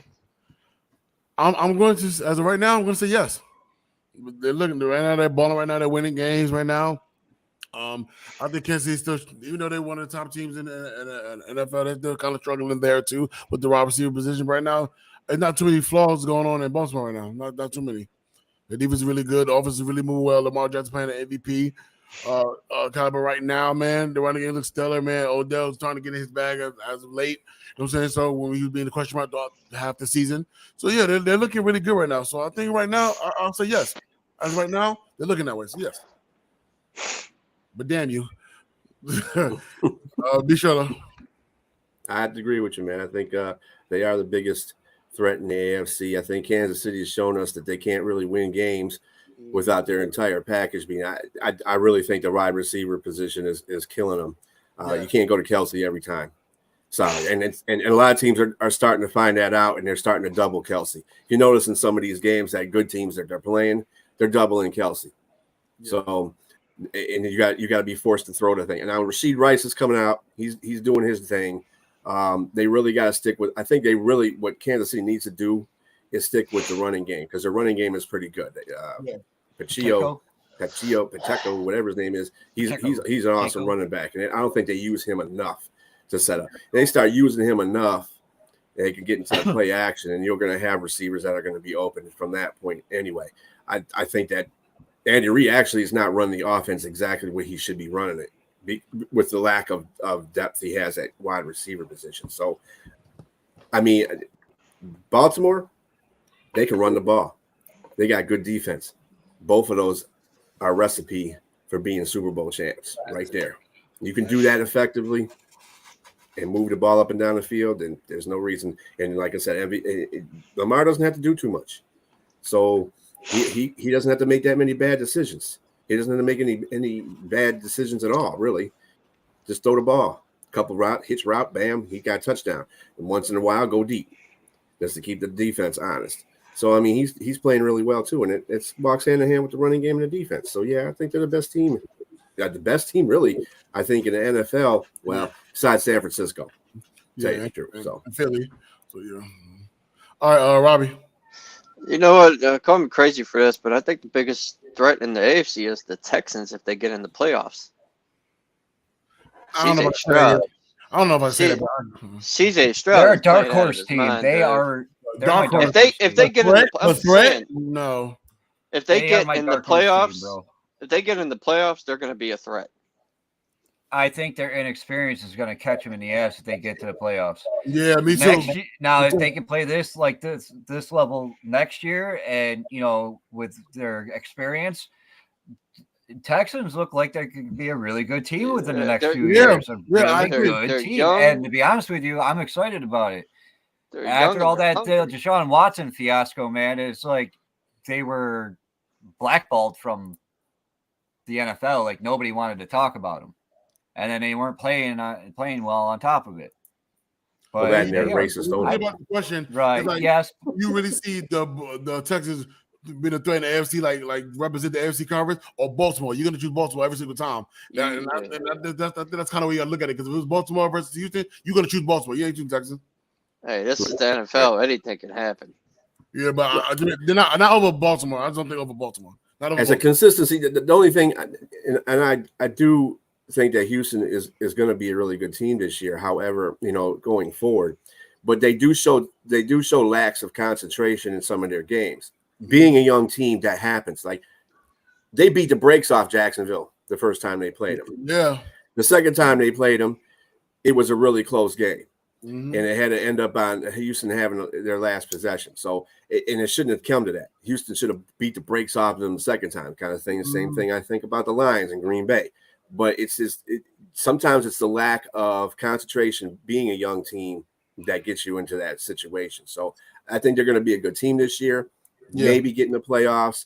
Don't think they're going to win the first playoff game, but they're going to be there when nobody thought they were going to be there. And let me tell you, you got to give that head coach, DeMarco, man, that dude is freaking a good head coach. How about it? I like him as a player. Me too. He definitely should be up coach of the year. Yeah. Definitely a conversation. Definitely. He turned that team right around. All right, Monkey, what you got? Well, of course they're the biggest threat in the AFC right now. I mean, they're the top dog. Their defense is playing lights out. Like y'all said, they're not making Lamar have to be, going out there and putting the game on his shoulders or nothing like that. And I mean, they're paying him to win. They're not paying him to pack stats. So, I mean, as far as that's considered, they're doing a lot better than I thought they would under the first year offensive coordinator, or the first season with a new offensive coordinator. I was expecting them to play like this next year. I thought they were going to be a dangerous team next year, and they have really actually surprised me a lot this year. So all you Rapper fans better record what I'm saying, because you ain't going to hear it again. But you know what? They played good like this in 2019 and choked in the playoffs. Yeah, I know, against the Bills. With that that playoff record pick 6. I go move on next topic. Or wait, was that 2020? That was 2020. That's 2019 is where he lost to the Titans. Titans, yeah, Oh, okay. Titans. Derrick Henry. All right, y'all. The Broncos legit playoff contenders. I'm gonna say yeah. Right now they're looking good, man. Hey, man, let me tell you some shit. I know this. The Broncos, the first half been bad, but statistically, Russ was one of the better quarterbacks in the football. If you look at his numbers, that entire season, that's been great. They've been great, and they won 5. They've won 5 straight. Ever since that 70-point game, they've been winning, and they're looking really, really good. And they right there with Kansas City right now. And they win, and they actually play Kansas City and actually beat Kansas City. That defense, bro. And that defense, I'm about to get to that defense is playing really, really stellar too. Essentially, the same defense they're talking about breaking apart, trading off. They don't make a lot of mistakes either. Not at all. I when they beat the Bills, it's the Bills, shot themselves in the foot a few times, but I mean, Denver was able to capitalize on it. They weren't able to do that before. Since they're capitalizing on everybody's mistakes, and they're minimalizing their mistakes. Russell Wilson has been quietly good all season. You got their defense. I love their defense. I can't stop. Patrick Surtain, man, he's definitely a star, and I can see him, as long as he stays healthy through the rest of his career, barring no major injuries, I can see him being a Hall of Famer, no problem. Right. This is the team that allowed 70 points on them. This is the same team. And look at them now. They're winning. They won 5 straight now. What up, Anderson? What up? What's up, fellas? They definitely is. So, yeah, I think right now, yes, they keep winning like they are. I think they really are. And the way they're playing, the defense is playing, Russ Wilson and the boys is playing, man. Yeah. And the way the rest of the AFC is playing, exactly. You got a lot of top tier teams from last year, like the Bengals and the Bills. They're not up there anymore. Right. So teams like the Broncos and teams like the Texans, this is like their prime opportunity to see what they got. Right. To make that push so they don't get talked about, oh, they missed the playoffs last year, they're a shitty team, because you know how that narrative goes. Right. So, all right, B. Schiller? Yeah, I'd say they're contenders. I mean, they do have to contend with, and they've already beaten Kansas City once out of twice. But I think they're really legit. I mean, now that schedule is, they're going to come to Detroit. So that's going to be an interesting game, because they're playing at the top of their level. I guess if you want your defense to be good, lose 70 to something, so your defense starts perking up, because it's not been Russell Wilson. Russell Wilson's actually been one of the best quarterbacks in the league, lately. He's got 20 touchdowns, 4 interceptions, and 2 scoregamis. And he's got 103.4 QB rating. I mean, that's really good. He's playing out of his damn mind. Right. And Sutton, their receiver, Sutton is having a freaking brilliant season. That dude is just out there. So and they were trying to trade him away in the beginning of the season. Yeah. I bet you they're glad they didn't. Yeah. And their running game is pretty consistent. So I don't see, and the defense is coming out, like I said, they start getting all that stuff together. They start putting in a string of wins more than what they're doing right now. They're definitely going to be contenders. Definitely. I wouldn't be surprised they knock off some team. When you look at it, like I think Russell's numbers been like that, but it's been ignored. Why? Because they was losing. Because the defense is giving up 70 points. That's why. When I talk about it, his numbers been stellar, but like I said, you're not winning. Like, stats don't mean nothing if you ain't winning. And now they're winning. You really look at it like, yo, really, his numbers been really productive. He's playing like an all-pro quarterback right now. So, yeah. And to tell you the truth, I would put Russ Wilson in the same conversation as the MVP. because he's been playing like an MVP. Yeah, quietly. He's playing the same way he used to in Seattle before he started dropping off, and and I'm loving it because that's the Russell Wilson I liked watching playing. The Russell Wilson we've been watching for like the past 3-4 years, I made me want to puke. I don't know what happened to him, but it just made me want to puke, bro. Yeah, I love I love players with this, that has some kind of chip on their shoulder or has some kind of backstory, like because Russell Wilson's short, so they thought he wasn't going to be able to do shit. Well, he's going to be in the Hall of Fame. Yeah. Oh yeah. So I mean, that just goes to show you, you really can't, judge a book on its cover too much. Robbie. And again, I think that's attributed to the coaching too, because Sean Payton is starting to show. He's starting. I know a lot of people are not big on Sean Payton. We all talked shit about him last year. Mm-hmm. Yeah, we all talked shit about him. But he's a good quarterbacks coach. I mean, he's redeeming he's a coach himself. that you want to have to get you have a good quarterback. He was like that with Breeze. He's gonna be like that with Wilson. So, I think that was a good thing for Wilson. Robbie. Me and Brian always went by this saying, it's not how you start, it's how you finish the season. And Denver is clicking at the right moment. They're playing football. They're playing really hard right now, I would say, yes, they are a legitimate playoff contender. Keep playing the way they're playing for sure, man. It's not how you start, it's how you finish. Always. And everybody's quick to jump the gun because they got blew out by 70 points. But you might talk about that more. It just seems like that woke them up. Yeah, I don't know any team up. Actually, they beat the Bills and they haven't lost since. So they're playing like pissed off high school teenagers. They're looking good right now, man. Really good. So you're welcome, Broncos fans. And those said Broncos are playing the Houston Texans today. Okay, that's gonna be a good game. To be honest with you, the monkey's tail of the tape poll, I thought that was.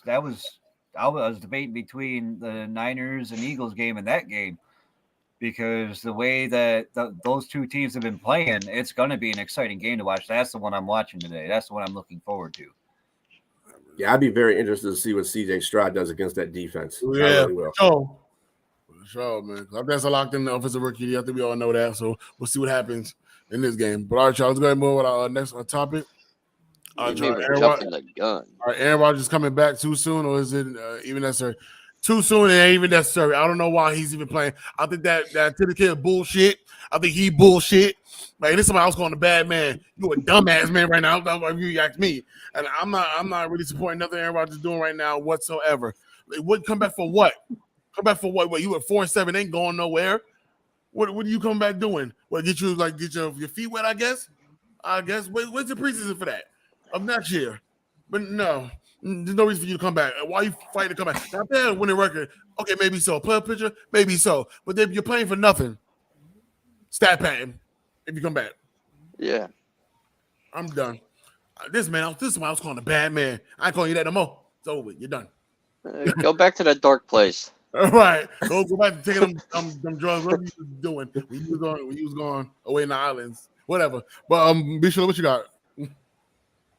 So I was watching a sports show with Dan Orvalowski saying he should come back and play a game so he can get a game under his belt. I seen that. I'm like, Dan, you know what? You need to go sit down somewhere. I can't stand Orvalowski.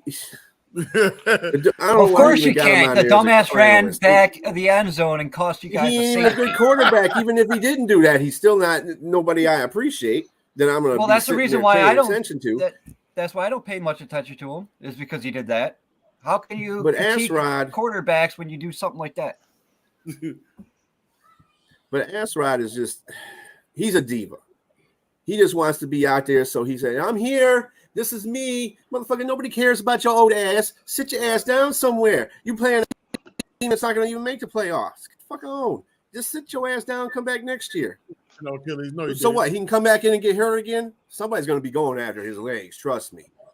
I know the NFL says they don't do that kind of stuff. The players don't do that kind of stuff. They're going to go back after his leg to see what kind of structural stability he really has on his leg. So I wouldn't go out there. I wouldn't put myself under that kind of. I wouldn't put myself under that kind of gunfire. Nope, not going to happen.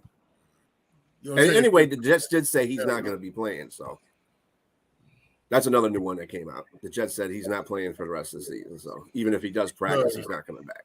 There's no reason he's nothing to play for. He ain't no damn Achilles.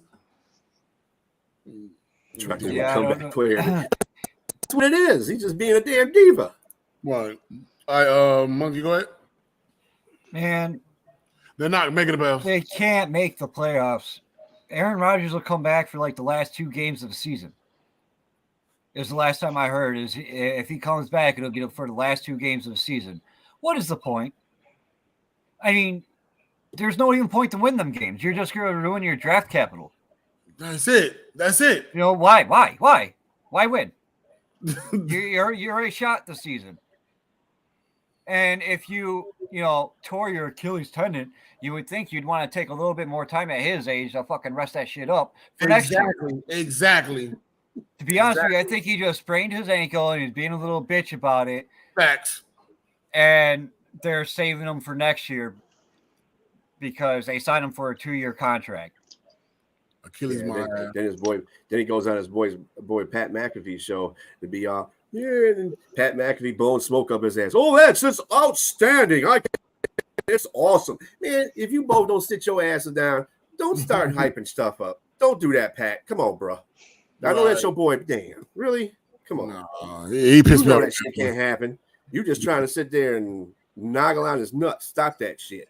See, I used to like Aaron Rodgers up until the last 2 years. Me too. He just started becoming too much of a baby back bitch for me to fucking pay attention. He's whining and crying and always wanting your attention now. It's like, damn, you want attention? Go win MVP again.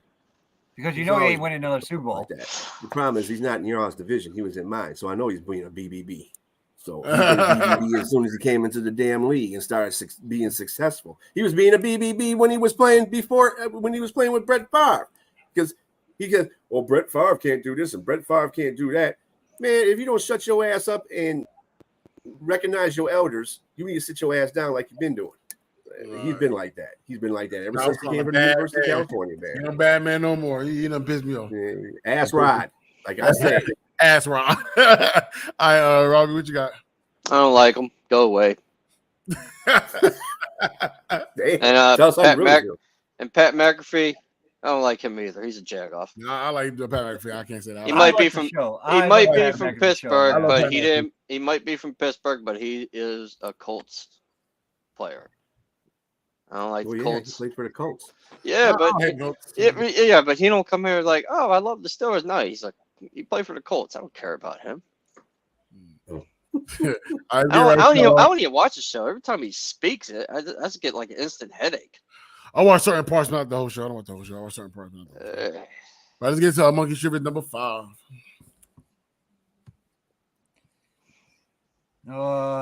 Other than TJ Watt, there has only been one other player to hit 90+ sacks in his first 100 games. Who is he? Reggie White. Yeah, it's Reggie White. No, that was who. Yeah, I knew you guys would get that one. Come on, man. They were just talking about this like the last week. Yeah. I think I was going to get like halfway through my question. I thought you guys were already going to be throwing I was. John was on it. Let me every time, though, you know what? It's funny. I haven't been around in a while. I think I'd give you an easy one at the end. See? Right, I'm going to tell you that when you say Reggie White, I'm an old head, so I've watched games where he actually played in. I don't know if you guys will ever remember, but one of the Madden commercials was with Joe Montana sitting in the stadium, and they're asking him why he couldn't get any sleep. He said, "Every time I go to sleep, I see Reggie White. Reggie White. That was hilarious. Every time I hear Reggie White, I think of that commercial. I remember that. I've seen that one before. I'm about to look that up. The Madden commercials were funny. You know what commercials were real funny? The Leon commercials. Oh, yeah. Leon can't do everything. Right. Let's get into our next topic of the day. Can the return of JJ give Minnesota more juice to get into the postseason? Robbie. It will definitely boost Josh Dobbs' confidence. If he can't make good throws with Jetta as his top target, then I don't know what else to tell that team. Yeah, hang it up. All right, Monkey. I don't see how this is actually a question. I mean, Juice. He's coming back, so why wouldn't he give him more juice to get into the playoffs? I mean, that's just common sense. It's Justin Jefferson, bro. I mean, give him comes orange back juice? and better than having no juice. Sitting on he's the best, one of the best, if not the best, wide receiver in the league right now. And you want to ask if he's going to give his team more juice to get into the playoffs or not. I just think that it's a kind of a redundant question. Right, Bishop? I think that, well, this question was this is a question that John put out there, and I'm not trying to throw you in the bus, John, but he used the word turn, and really Minnesota doesn't need to be turned around. They're playing pretty well. They just need extra stuff. I don't think that Jetta would not give them any extra. That's one of the best receivers in the league. Of course, he's going to help them out, and especially if he's at 100%. I think this is where Jetta decided he was to say, you know what? I see that we could have a chance to make the playoffs. I'm coming back after the bye and win some games for these people. So, yeah. And then you got to understand something, too. This is Jetta's last stand, I think, for Minnesota. And Minnesota's either going to keep him or get rid of him.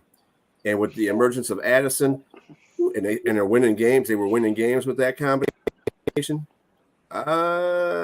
I don't know. Jetta might be an expensive decision to make at the end of the year. So he needs to come in there and give them a reason why to keep him, or other teams' reasons why they should get him in free agency. So for me, I think give him juice. Of course, they're sitting at 6-6 right now. They're followed the team. Still got an opportunity to make the postseason. So I think he'll definitely give him that juice.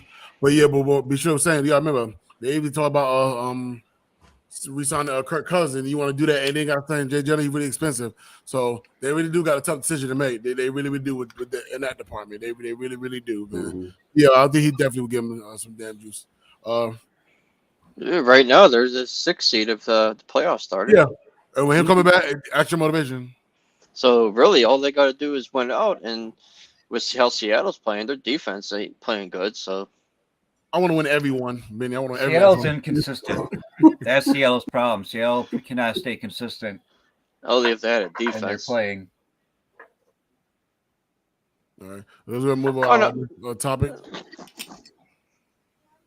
All right, with the addition of Joe Flacco to the Browns quarterback room, would that be better or worse for the Browns' playoff chances? Monkey. Well, veteran presence, and I mean, if you ask any Rapper fan, they'll tell you about his playoff record and how statistically well he played. But we are talking good 10 years ago, so. I mean, I don't see how it could hurt the team, to be honest with you. I mean, the only reason why he's playing is because DTR is in concussion protocol. I am almost 100% certain that if DTR was not in concussion protocol, we wouldn't be having this conversation anyway, because he's just sitting back there to basically be an extra body just in case DTR goes down, which happened. Hey, he's a serviceable quarterback. I mean, the Browns really don't depend on their quarterback to be an all-star. They depend on the defense and the run game. They always have, always will. That's just the identity of the Browns. The smash mouth football, that's the AFC North, really. You all like that smash mouth football, battle in the trenches, running the ball shit. So, I mean, I think if they can keep a lead, they'll be fine. But if they have to play from behind and try to catch up, Flacco ain't going to help them one bit. Robbie? If they're going to make the playoffs, it's about defense. They're missing 2 key offensive linemen. And Joe Flacco, last time I checked, his mobility ain't that great. I know he's a statue. Like Peyton Manning got more mobility than him. Oh, that's harsh. That is. No offense, but it's the truth. You ever watch that dude run? It's painful. You know, I want to see Big Ben because they're both statue quarterbacks right now. Man. But if Cleveland makes the playoffs, it's about defense. Their defense is so good they can probably the defense will probably get them in the playoffs. That's how good they are. For me, I think they're going to playoffs regardless because of that defense in that running game. I don't think it matters what quarterback is there. I think he's just there just to be a service because the DTRs are down right now. And like Kevin said, if he wasn't in, it wouldn't be a conversation. But I think they're going to make it regardless. Because their bread and butter is that defense and that running game, man. So I don't think it really matters. All you have to just play game manager. He's 38 years old. I'm pretty sure not asking him to do much. It doesn't hurt it, make it no better. It's gonna be the same. They make it posted anyway. Yep. Yeah. I mean, this really boils down to whether you're gonna get the Ravens Flacco or the Jets Flacco. I couldn't tell you the way. And even between Flacco, the one between the Jets and the Ravens could be a decent quarterback for the Browns right now. Like I said, John stated, all he's got to do really is be a game manager. Yeah. I mean, their defense should win them the games. Their running game should do good. They're playing the Rams today, so that'll be interesting because the Rams do have a pretty good defense. So I'm not worried about them too much defensively because Stafford's out there. But at the same time, their offensive line sucks. So I don't see Stafford having an effective game. But as far as the running game and the quarterback, and I think they should do pretty well if they keep the ball on the ground, just keep running the ball. Don't get away from that early in the game and try to make Flacco a hero. That'll be the worst mistake they make if they do that. So technically, he played for the Browns already. Well, we're not calling Baltimore. The Baltimore Browns. Come on. Really? The Baltimore Browns. All right, we're going to move on next topic. All right, y'all, do the Niners. Got something to prove versus the Philadelphia Eagles today, actually. Robbie. Yes, they didn't have Purdy, and they said that was the reason why they lost to the Eagles in the playoffs. All that trash talking. Here we go. Now it's time to prove it. You got Purdy. No excuses now. Get it done. It's time for this is the revenge game. Not only this, they should be able to go out there and make a statement against the Eagles. You know, you only beat us because we didn't have Purdy. Now we're gonna make a statement against them. You know. Monkey. It's time to nut up or shut up, bro. The Niners are actually statistically the better team. Yeah. But the Eagles are the better team as far as their record is considered. I think this is going to be a really good game. And I think a lot of people are expecting the Eagles to win, but I honestly think the Niners are going to pull it off. Just because, like I said, statistically, from a statistical standpoint, they're better. And we'll get to that with the monkey's tail of the tape when we get to it. But they do have something to prove. Like Robbie said, their whole excuse was they didn't have Brock Purdy. Well, you don't have an excuse now. Shut the fuck up. Do what you got to do. So, and I also think the Niners are going to win because the Eagles did just go through a brutal game with the Bills in an overtime fashion win. So, you know, they got to be feeling that. I mean, Jason Kelce was crying about Phillips jumping the line and trying to hurt one of his players when he was the original reason why there was a penalty in the first place. So, if he's worried about their safety and their health right now, I'm assuming it's not going to be any better this weekend. All right, I'll be sure. The Niners do have a lot to prove against the Eagles. They prove they can stay in the game. Their defense is ranked 5th.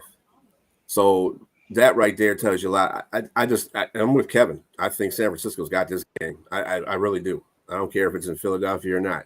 I think Buffalo gave them all. And Buffalo compared to San Francisco statistically is not as good as San Francisco. And so San Francisco coming in there, I wouldn't be surprised if San That's the side of the ball Francisco anyway.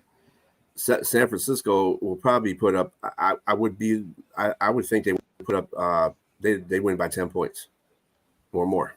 That's how I feel about it right now. The Eagles haven't shown me they've won games when they need to win games, but you can only live on that edge for so long. When you play a good team or a team that's better than you, you're going to get knocked off doing that kind of silly shit.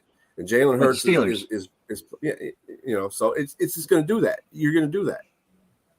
So I just don't see Philadelphia winning this game. I think San Francisco is going to prove it, and then they're going to prove it again in the playoffs because it's going to probably be a hope. Well, Philadelphia's got a 10-1 record, so I mean they lose us. They're 10-2. There's really nobody that close to them yet, unless they lose again.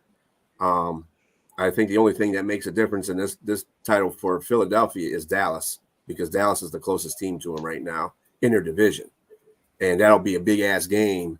The last game of the season, Dallas and the Eagles. So I'll be looking forward to that game. As for me, I honestly do think the 49ers got something to prove because I said the atmosphere changed last time they played each other. When Brock Purdy did go down, they were not the same team at all. Mm-mm. So I think do have a lot of trash talk been going on between both teams all week long. So I think they do, man. I think they do. And with the Eagles struggling against Buffalo, man, barely escaping that win. You know what I'm saying? This is a really tougher opponent because I think the 49ers got a better defense than the Eagles do. So I think this is going to be really good, but I think it is something to prove because I said it's a revenge game for them, man. You heard the quarterback now, so now the quarterback is back now, so y'all about to play each other again. So I think it'll be a really good game. But I think they definitely do got something to prove with this one. They proved that the win last time was a fluke. So we'll see what happens, man. But yeah. They use Brock Purdy not playing as an excuse. Wait. Does anybody know if Ed Hockley is going to be the officiator? I don't know. I don't know, man. Ed Hockley, every time he makes a penalty, you see him always flexing his muscle. Philly is 5-0. 5-0 with Ed Hockley. Yeah, I probably won't know that until the game starts because he's always flexing matchups. All right, John, so let's get right into I like his father better than I like him. His father was a way better officiator than he was. So, anyway. Next one topic: sit your ass down. Well, next topic actually tail tape.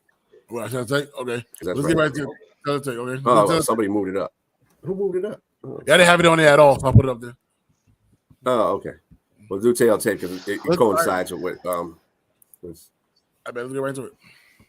All right, so like we were discussing before, you know, as far as record goes, the Eagles are the better team at 10-1. But if you look at the statistics, San Francisco is better than them in almost every category. They are better in every category. I just think that Philadelphia has gotten a lucky break as far as these two teams are considered. I think it's going to be a good game, but I mean, Philly's defense, it's one-sided. Run that ball, and you could probably beat Philly. Keep Jalen Hurts off the field, and they'll be good to go. That offense of the Niners is just too explosive and too quick for me to go with Philly. And Philly, everything we just talked about with Philly, the Bills game and everything else, it just really goes into what I was going to say in here. So if you all want to comment on this, go before it's your turn.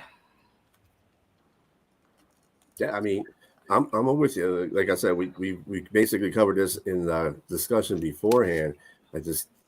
San Francisco is just a better team right now. Like I said, if they don't win by 10 points, I don't know what's going to. I mean, the attrition is going to be the offensive line versus defensive line. The offensive line of Philadelphia versus the defensive line of San Francisco. And I really think that since they added Chase Young into that mix, it's stacked. I think they have the most sacks in the last since they've gotten Chase Young in the NFL. Look at the differential between points per game on defense. So you got the Niners that are in first place with only averaging 15.5, and then you got the Eagles and 20th at 22.4. That bothers me. Yeah, that's not a lot of points, but when you look at it as points per game, it actually is quite a bit. Mm-hmm. Well, this is what I'm saying. Quite a big but jump. you got to understand something too. Where San Francisco has been playing other teams that have not had a significant offensive line like Philadelphia is, and you can't knock their offensive line, their top three. So right, they're awesome. It is the defense against the offensive line, the defensive line against the offensive line. That's where the game is going to be won at. As far as the offensive line of San Francisco and defense, I just their secondary is suspect to me. I love Darius Slay. That's my boy, Big Play Slay, but he hasn't been doing any big nothing. And and Bradbury's been crap. So I need to see. They're going to use Debo, McCaffrey, Ayuk, Kittle. Those are formidable people you have to cover. If you don't cover them, you're going to lose the game. So I just don't see the defense from Philadelphia playing up to the offense of San Francisco. The game is going to come down to San Francisco's defense versus Philadelphia's offensive line. So that's where the game is going to be won, basically. If they can't move the ball on San Francisco, Philadelphia is definitely not winning that game. Yeah, pretty much. It's going to be I think it's going to be a close game. Yeah, I think it'll be a tight game. I think it'll be a real tight game. It's going to be tight. I think it'll be tight, but I still think San Francisco's going to have like the lead all throughout the game. Like they'll never lose the lead. They may get tied at certain places during the game, but all in all, they'll never lose the lead the whole game. I think it's going to be one of them games. Whoever makes the first mistake is probably going to end up losing. Who makes the most mistakes? Whoever makes the most mistakes, because that 49ers defense, by the rankings, they're pretty good. Well, if the season is any indication, it could come down to what the rest decide. Because if you look at you're looking at it, the 49ers offense is top 10 in every category. And when you look at the defense for the Eagles, not so much, other than the passing yards. They give up a lot of rushing yards too. And look how much the 49ers average. Like that could be a key point of that too. Plus, Niners are going to have to look out for them little sneaky quarterback runs from Hurts. And then when you look at the Eagles passing yards. I'm sorry. I made a mistake here. What's that? The defensive passing yards per game, I think is supposed to be where the rushing yards per game is. Oh. Yeah, definitely. My bad, fellas. Okay. Yeah, you know what? This could be a game for McCaffrey to break out with that 29th Russian defense Philly got. Right. That's what I'm saying. Overall, statistically, I did it for the better team. Yes, I agree. But the only thing that's going to hurt San Fran is most West Coast teams that come to the East Coast don't really play that well. Oh, they better put up now. They put up a shove here. All that trash talking now. It's time. Yeah. No more trash. Debo Samuel, he talked the most trash. Uh-huh. Of course. Well, their quarterback. I'll do the same thing. What do you expect with someone with the name Debo? All right, y'all got to move on our next topic. We get right to sit your ass down. Oh.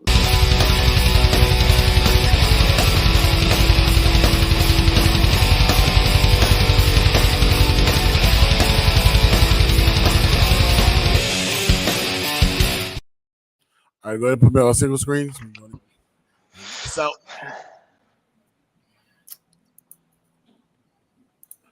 all right, y'all. So every week I gotta discuss something someone's doing that upsets me, and the rest of it who watch football.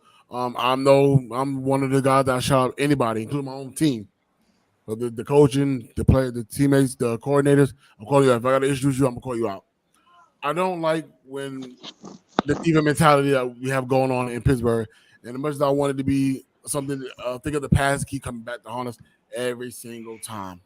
From Antonio Brown to Deontay Johnson to George Pickens, like Chase Claypool, it keep happening. And something I just wanted to get rid of. But it just keep happening. So when I get it, First of all, Deontay Johnson. I'm going to talk about that right now. Before I showed the video, there was a play where he caught the ball, and I believe he did score a touchdown. It just wasn't challenged because the reason why I argued it because his third foot hit on the ground before the ball fell out, or when he hit the ground, and I was upset about that myself. And a lot of people felt like it should have been challenged, but it wasn't for whatever reason it was. But on the next play, when you choose to give up on a play like it potentially been stopped, is my issue. And when you start to do stuff like that, man, I can't let that go unpunished, man. So for those who don't know what I'm talking about, let's go to play the video. We're going to recap 15, Pickett in the gun is going to hand it off. Jalen Warren, he didn't get the 2. That'll he get through the balls out. And they pick it up and they're running with it. And with the football, out over the 35 comes DJ Turner, but was he down by contact? I got to tell you something. That was heads-up play by Connor Hayward. Is that Connor that made the tackle? Yep, at the end of the play. Oh, my goodness. What a turnaround. This is the stuff that kills you. They are discussing it. Okay, so we all saw it. Here's my thing. When he was finally interviewed for this, he said he didn't see it. Now, that's a ball-faced lie. But when they did an inside close look, you seen it and you turned your back and still kept walking. Like, you didn't even care. Okay, I'll get it. You was upset about the touchdown. But the pallet down, that specific play was large only because of you. You had an opportunity to get that ball, and you chose now. You got up on a Cam Newton move. You see the ball, you just backed up. But difference between Cam Newton, you and Cam Newton backed up. You just looked and just turned the other way. It's on running. You still look over. You pouting, bro. Like, get this diva mentality shit up out of here, bro. That was the baby back bitch move, and I'm not really appreciating it at all. I feel like you shouldn't even play this game. I feel like you should be suspended for that, man. You let the team down with that. You apologize and whatnot. You claim you didn't see it. We all know that's a lie. You saw it. You still was pounding about the last play, and I give you every right to be upset. But the cost us the opportunity to not recover the ball or receive more yards than they needed to have is wild, man. You was right there for the play, and you pounding and bitching about the fact that you didn't score a touchdown. Well, if you held on to the ball, like they say, maybe we would have got it. But, I question that play too. But see they do stuff like that, man, it's just ridiculous, man. I can't support stuff like that, man.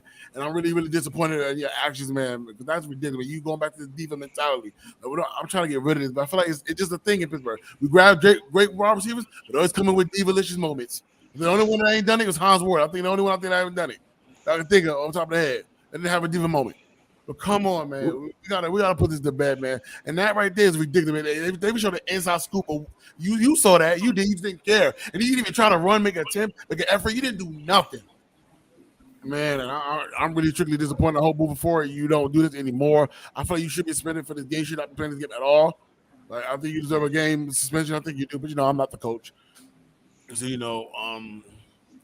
so I guess Mike Diamond don't care what I think. But with that being said, that's all I got. I'm gonna go let Bennett be sure to finish that off. I'm done. Get it together, Johnson. Get it together. Yeah, he was looking right at the ball. Even in Pee Wee, man, if a ball's loose, what do the coaches yell? Ball.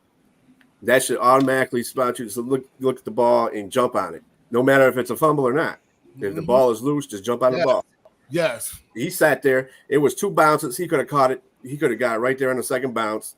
He just turned around like, fuck it. I'm not doing this shit. And I really do think that from what I've been hearing out of Pittsburgh is that Tomlin does have him in the doghouse. So he ain't too appreciative of that whole thing because that shit film study on Monday when they had to look at the film, they see that. And coaches will not be happy about that. And a lot don't be surprised if he gets benched for like a quarter. Right, he should be. He should be suspended. If you ask me, don't be surprised if he one of the words gets I heard traded. Fined, or well, he can't get traded right now. No, I'm talking about off season. Oh, yeah, he probably. I don't know. Yeah, he may be gone this offseason. I don't know what their mindset is there. You know what disheartening about that? The fact that we won that game, but is that what they're talking about? No, they're talking about that. All week long, talking about that. We won that game. And then even talking about you took our win. I talked about potentially winning this game. That wasn't even a big story. Like, I remember this kind of remind me of the Myles Garrett and Mason Rudolph situation. They won the game. But what they talking about the fact they won the game, they were talking about what Myles Garrett did. You got to take their moment. You know, I feel like that's what Deontay Johnson did with us. You took that moment away from us. Instead of talking about the fact that we won this game, we still locked in for a playoff run, they're talking about that. You want to be technical? He dropped a touchdown pass. Yeah, he did. Now, I argue this should have been challenged. For my opinion, I feel like it should have been challenged, but at the same time, you dropped the ball. It is what it is. But Deontay Johnson drop a ball? Never.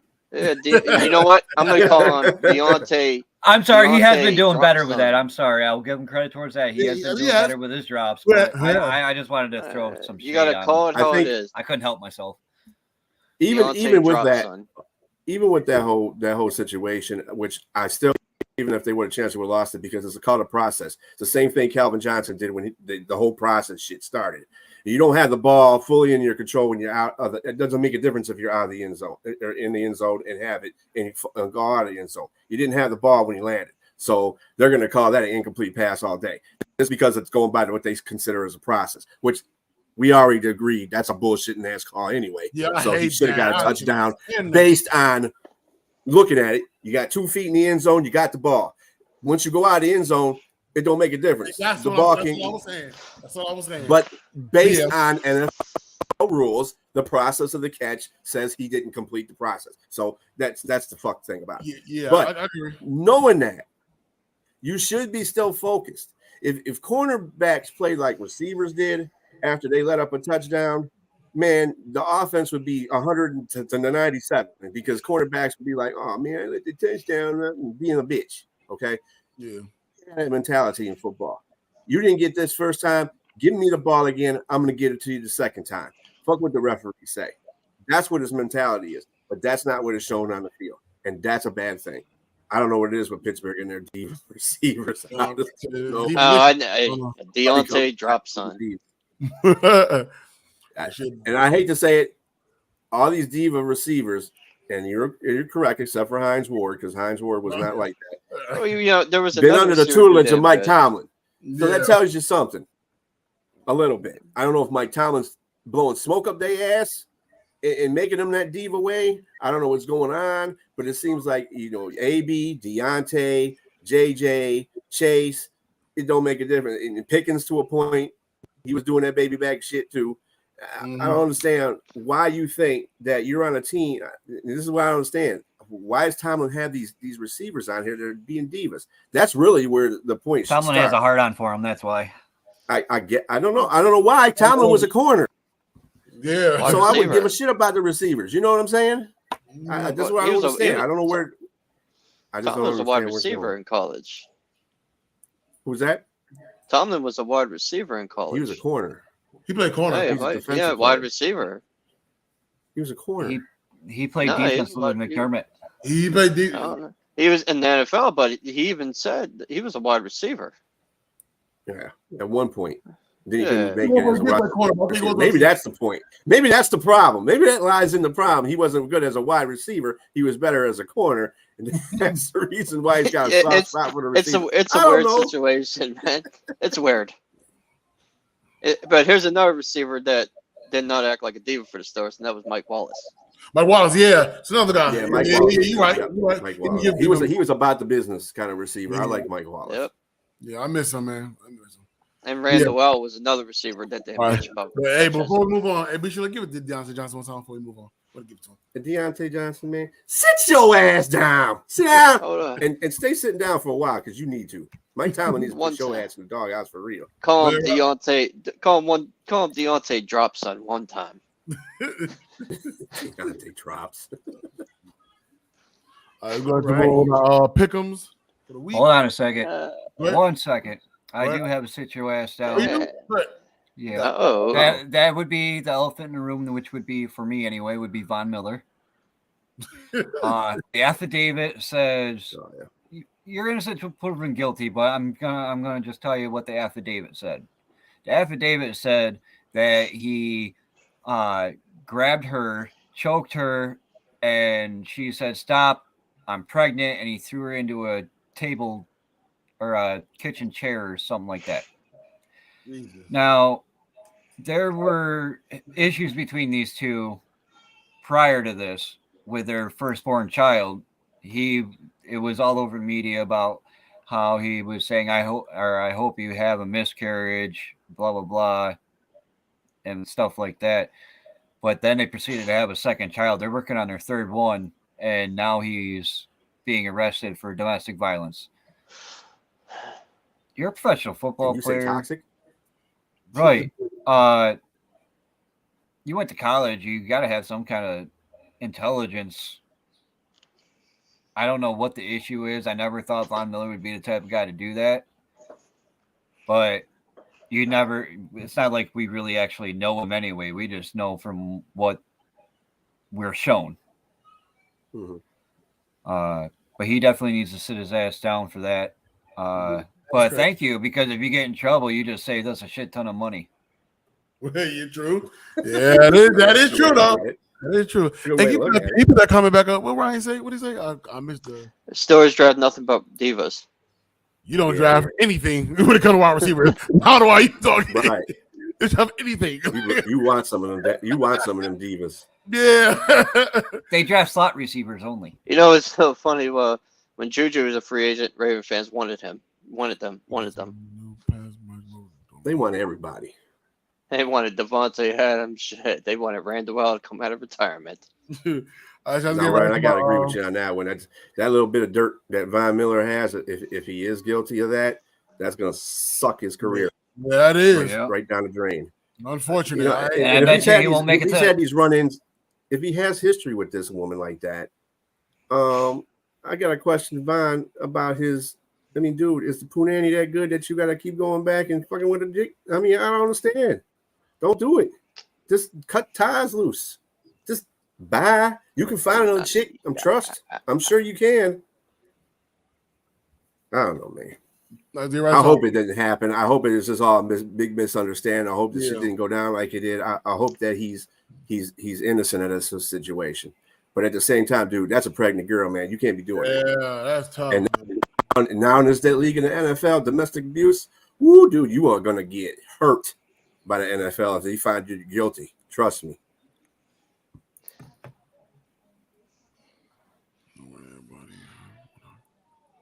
No, we're doing pretty well. I don't want to hear it. You guys think stuck you're with doing OBJ. You're taking one hack for another hack. I mean, what? I mean, I don't understand that. Right. They're both the same person, been basically. A lot better too. OBJ been a lot better too. Man, when they signed OBJ, he was bragging about that. Right. This is a rat bird. There's that typical behavior coming out. All right, Sean, let's get back to the pickers, man. Okay. All right, so I'm gonna call out the games. Y'all gonna tell me who y'all want to win. Obviously, Thursday game already played already. Seattle, Dallas want to win that game. I don't remember what the score was, but it was a very, very, very good game. 38-35, I think. 37-35, some shit like that. Okay, somewhere in that. 38-35, yeah. It was a really, really good game, man. Seattle fought hard, man. They really did, man. That was a good game. That was competitive. I appreciate that. But Dallas want to win in that game. Who y'all had winning that game prior to the results? Be sure who Dallas. Dallas. I had Dallas. Winning. Robbie, what about you? At home, yeah. Dallas. I had Dallas as well. All right, so we're gonna move right into our Sunday games. We're gonna sue in a couple of the next 36 minutes from now. We got games kick off, so let's get right into it. We got the Colts at Tennessee. I'm gonna start off with. I get Tennessee at home. Let's see what they do at home. Be sure because I need fantasy points from Henry. So Tennessee, I got Tennessee. All right, Monkey. Colts with the upset win. All right, Robbie. I got the horseshoes. All right, we got the Chargers at New England. It's both terrible teams, if you ask me. But I'll go to Chargers. I'll go Chargers. Even though I'm going Chargers on that one too. All right, I'm going with Chargers. Monkey.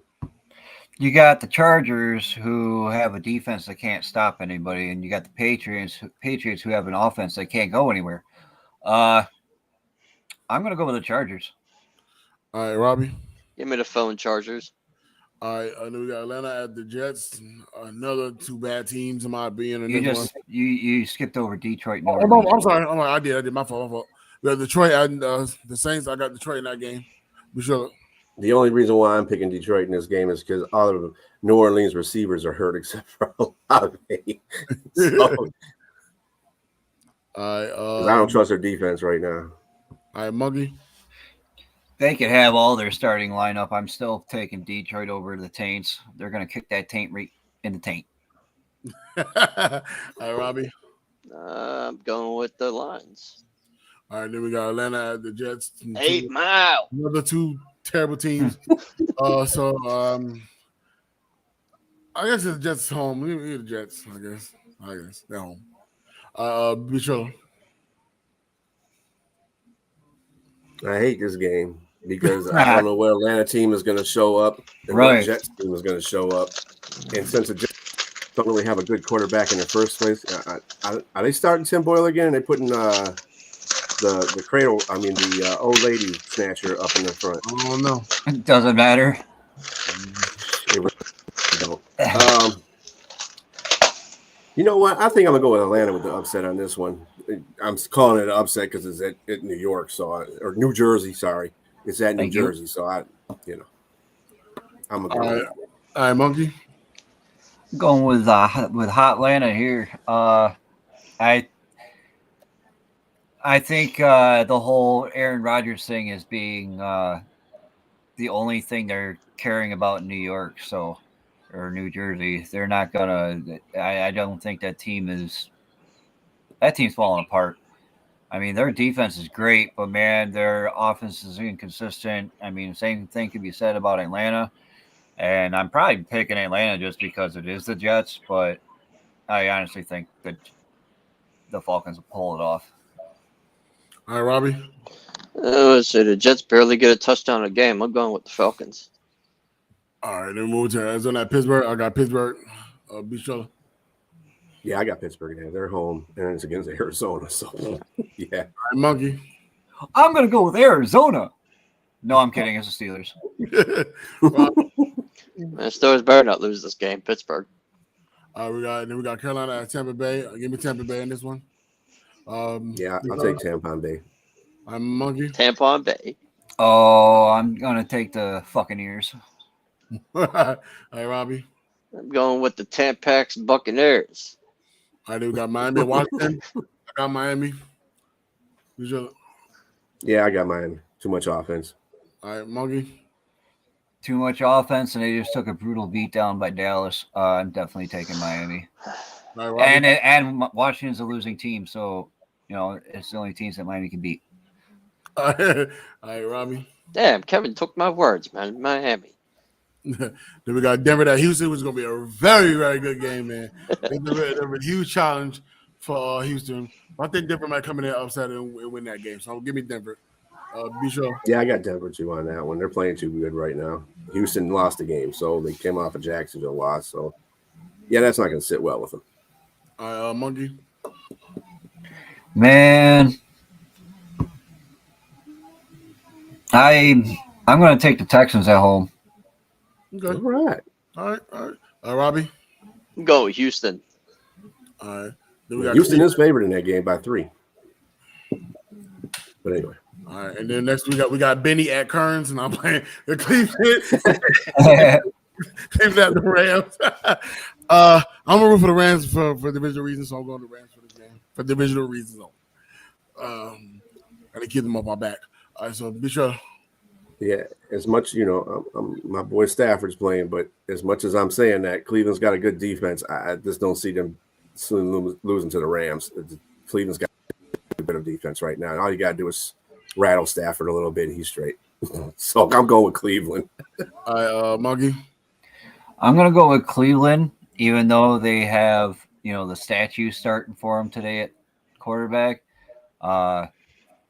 If it was, a playoff contender team, I may second guess Cleveland winning, depending on what the team was. But it's the Rams, and I think Cleveland just is the best defense all around in the league, to be honest with you.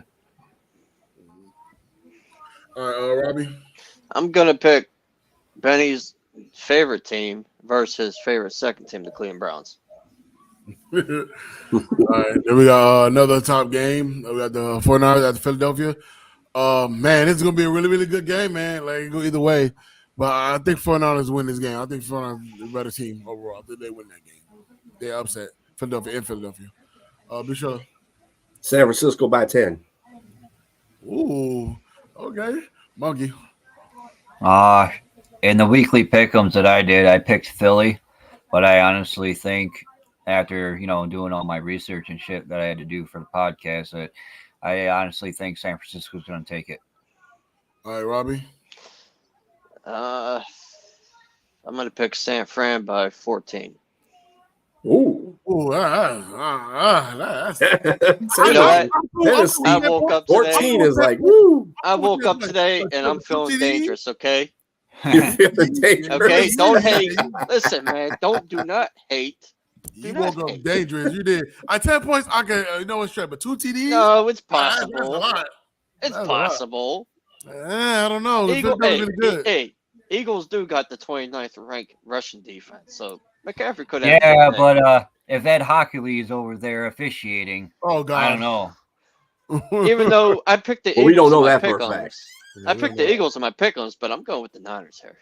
All right, we got Kansas City at Green Bay. You know, I feel like these games should be swapped. I feel like 49ers and Philadelphia should be just Sunday Night Football and put Kansas City at that 425. That'll be a more better team game to watch than for the Chiefs at Green Bay. But I got give me Kansas City though. Kansas City. Be sure. Yeah, Green Bay got lucky. They got a bad Detroit team on Thanksgiving Day. It ain't gonna be the same thing against Kansas City. Kansas City actually got a defense. Yeah, they actually got a defense. So good defense. Yeah, it's gonna shut that shit right down. All right, Monkey. Well, shit.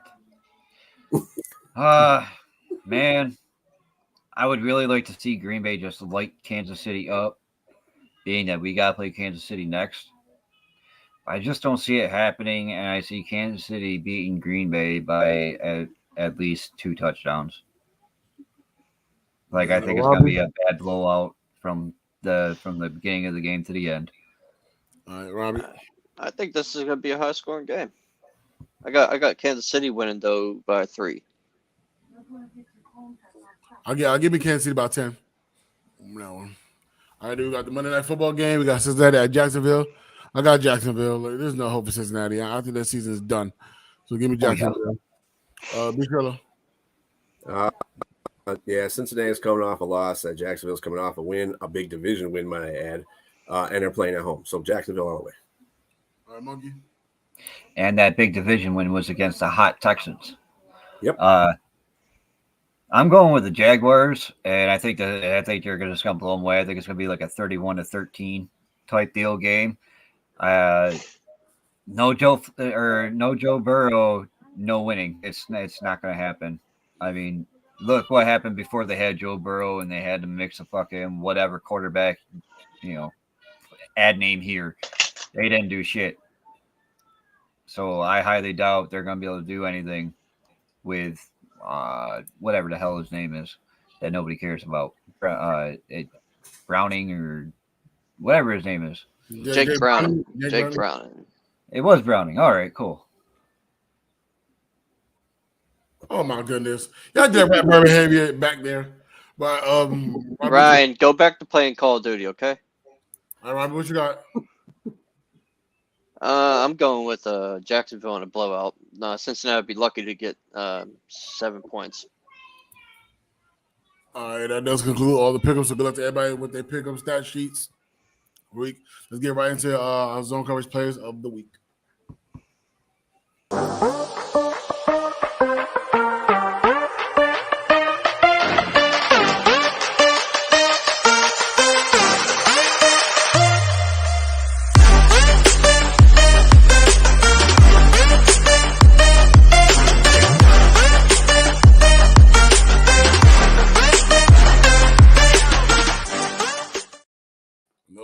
Zone coverage players. I like that last one there, Kevin.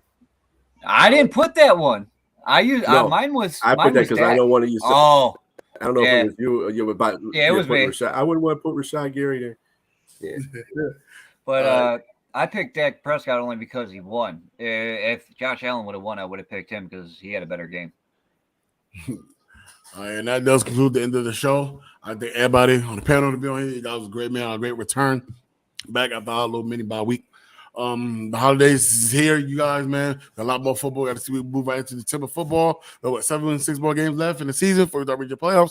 So a lot of conversations going to be talked about throughout the entire season. We want everybody hanging in with us throughout the entire season of Jbk Zone Coverage Podcast. So I'd like to thank all of you guys.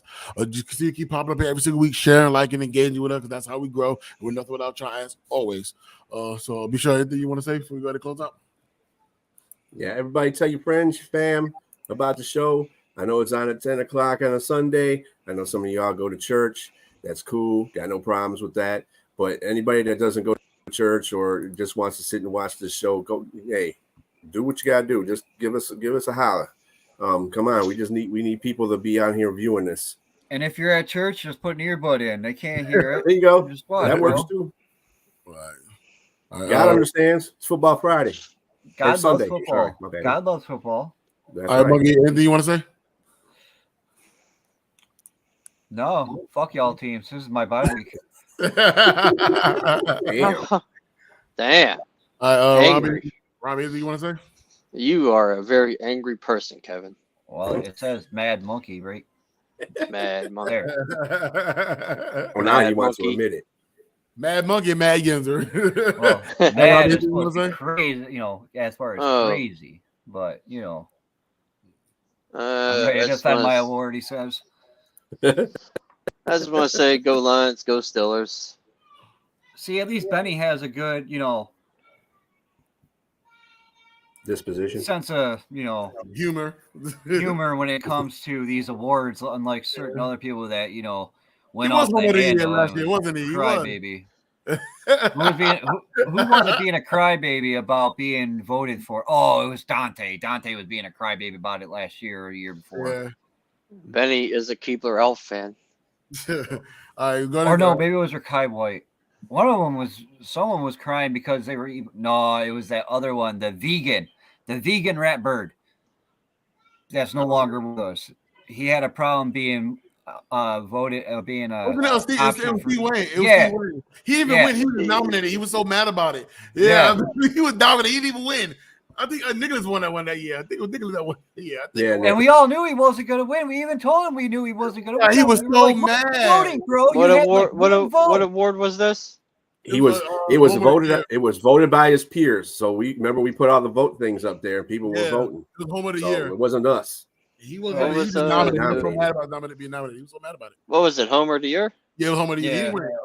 Nicholas won winning that year. Yeah. Man. But all right, y'all. Thank y'all for that. This is going to get me closed out. So we're going to the final thought in. We get up out of here. I do appreciate good times. All right, y'all. Like, as you know, the holiday season is here, man. Approaching us. We got a lot more December football. So we got a lot more conversations to talk about, man. So make sure y'all pop up here every single Sunday at 10 o'clock right here on Facebook Live and on YouTube as well, man. Make sure y'all visit our YouTube page and follow all of our social media platforms. I'm going to go ahead and put the QR code back up there. So give y'all time to scan it. It's completely free. All you do is scan it and put all our social media platforms and all the highlights from every single show. So be sure you visit that today. And tell a friend to pop up on here for next week. So let's go to get the final thought up. Let's go home. All right, y'all. Like I said, happy holidays from home to advantage, y'all. So there's something about the holidays that isn't all about how much money you spend. And that is the final thought I have for this week, man. So I'm Big Dog. That's B. Shilla. It's Monkey. It's Robbie. We out here, man. Good luck to everybody's team. See y'all later. Peace. Peace, love.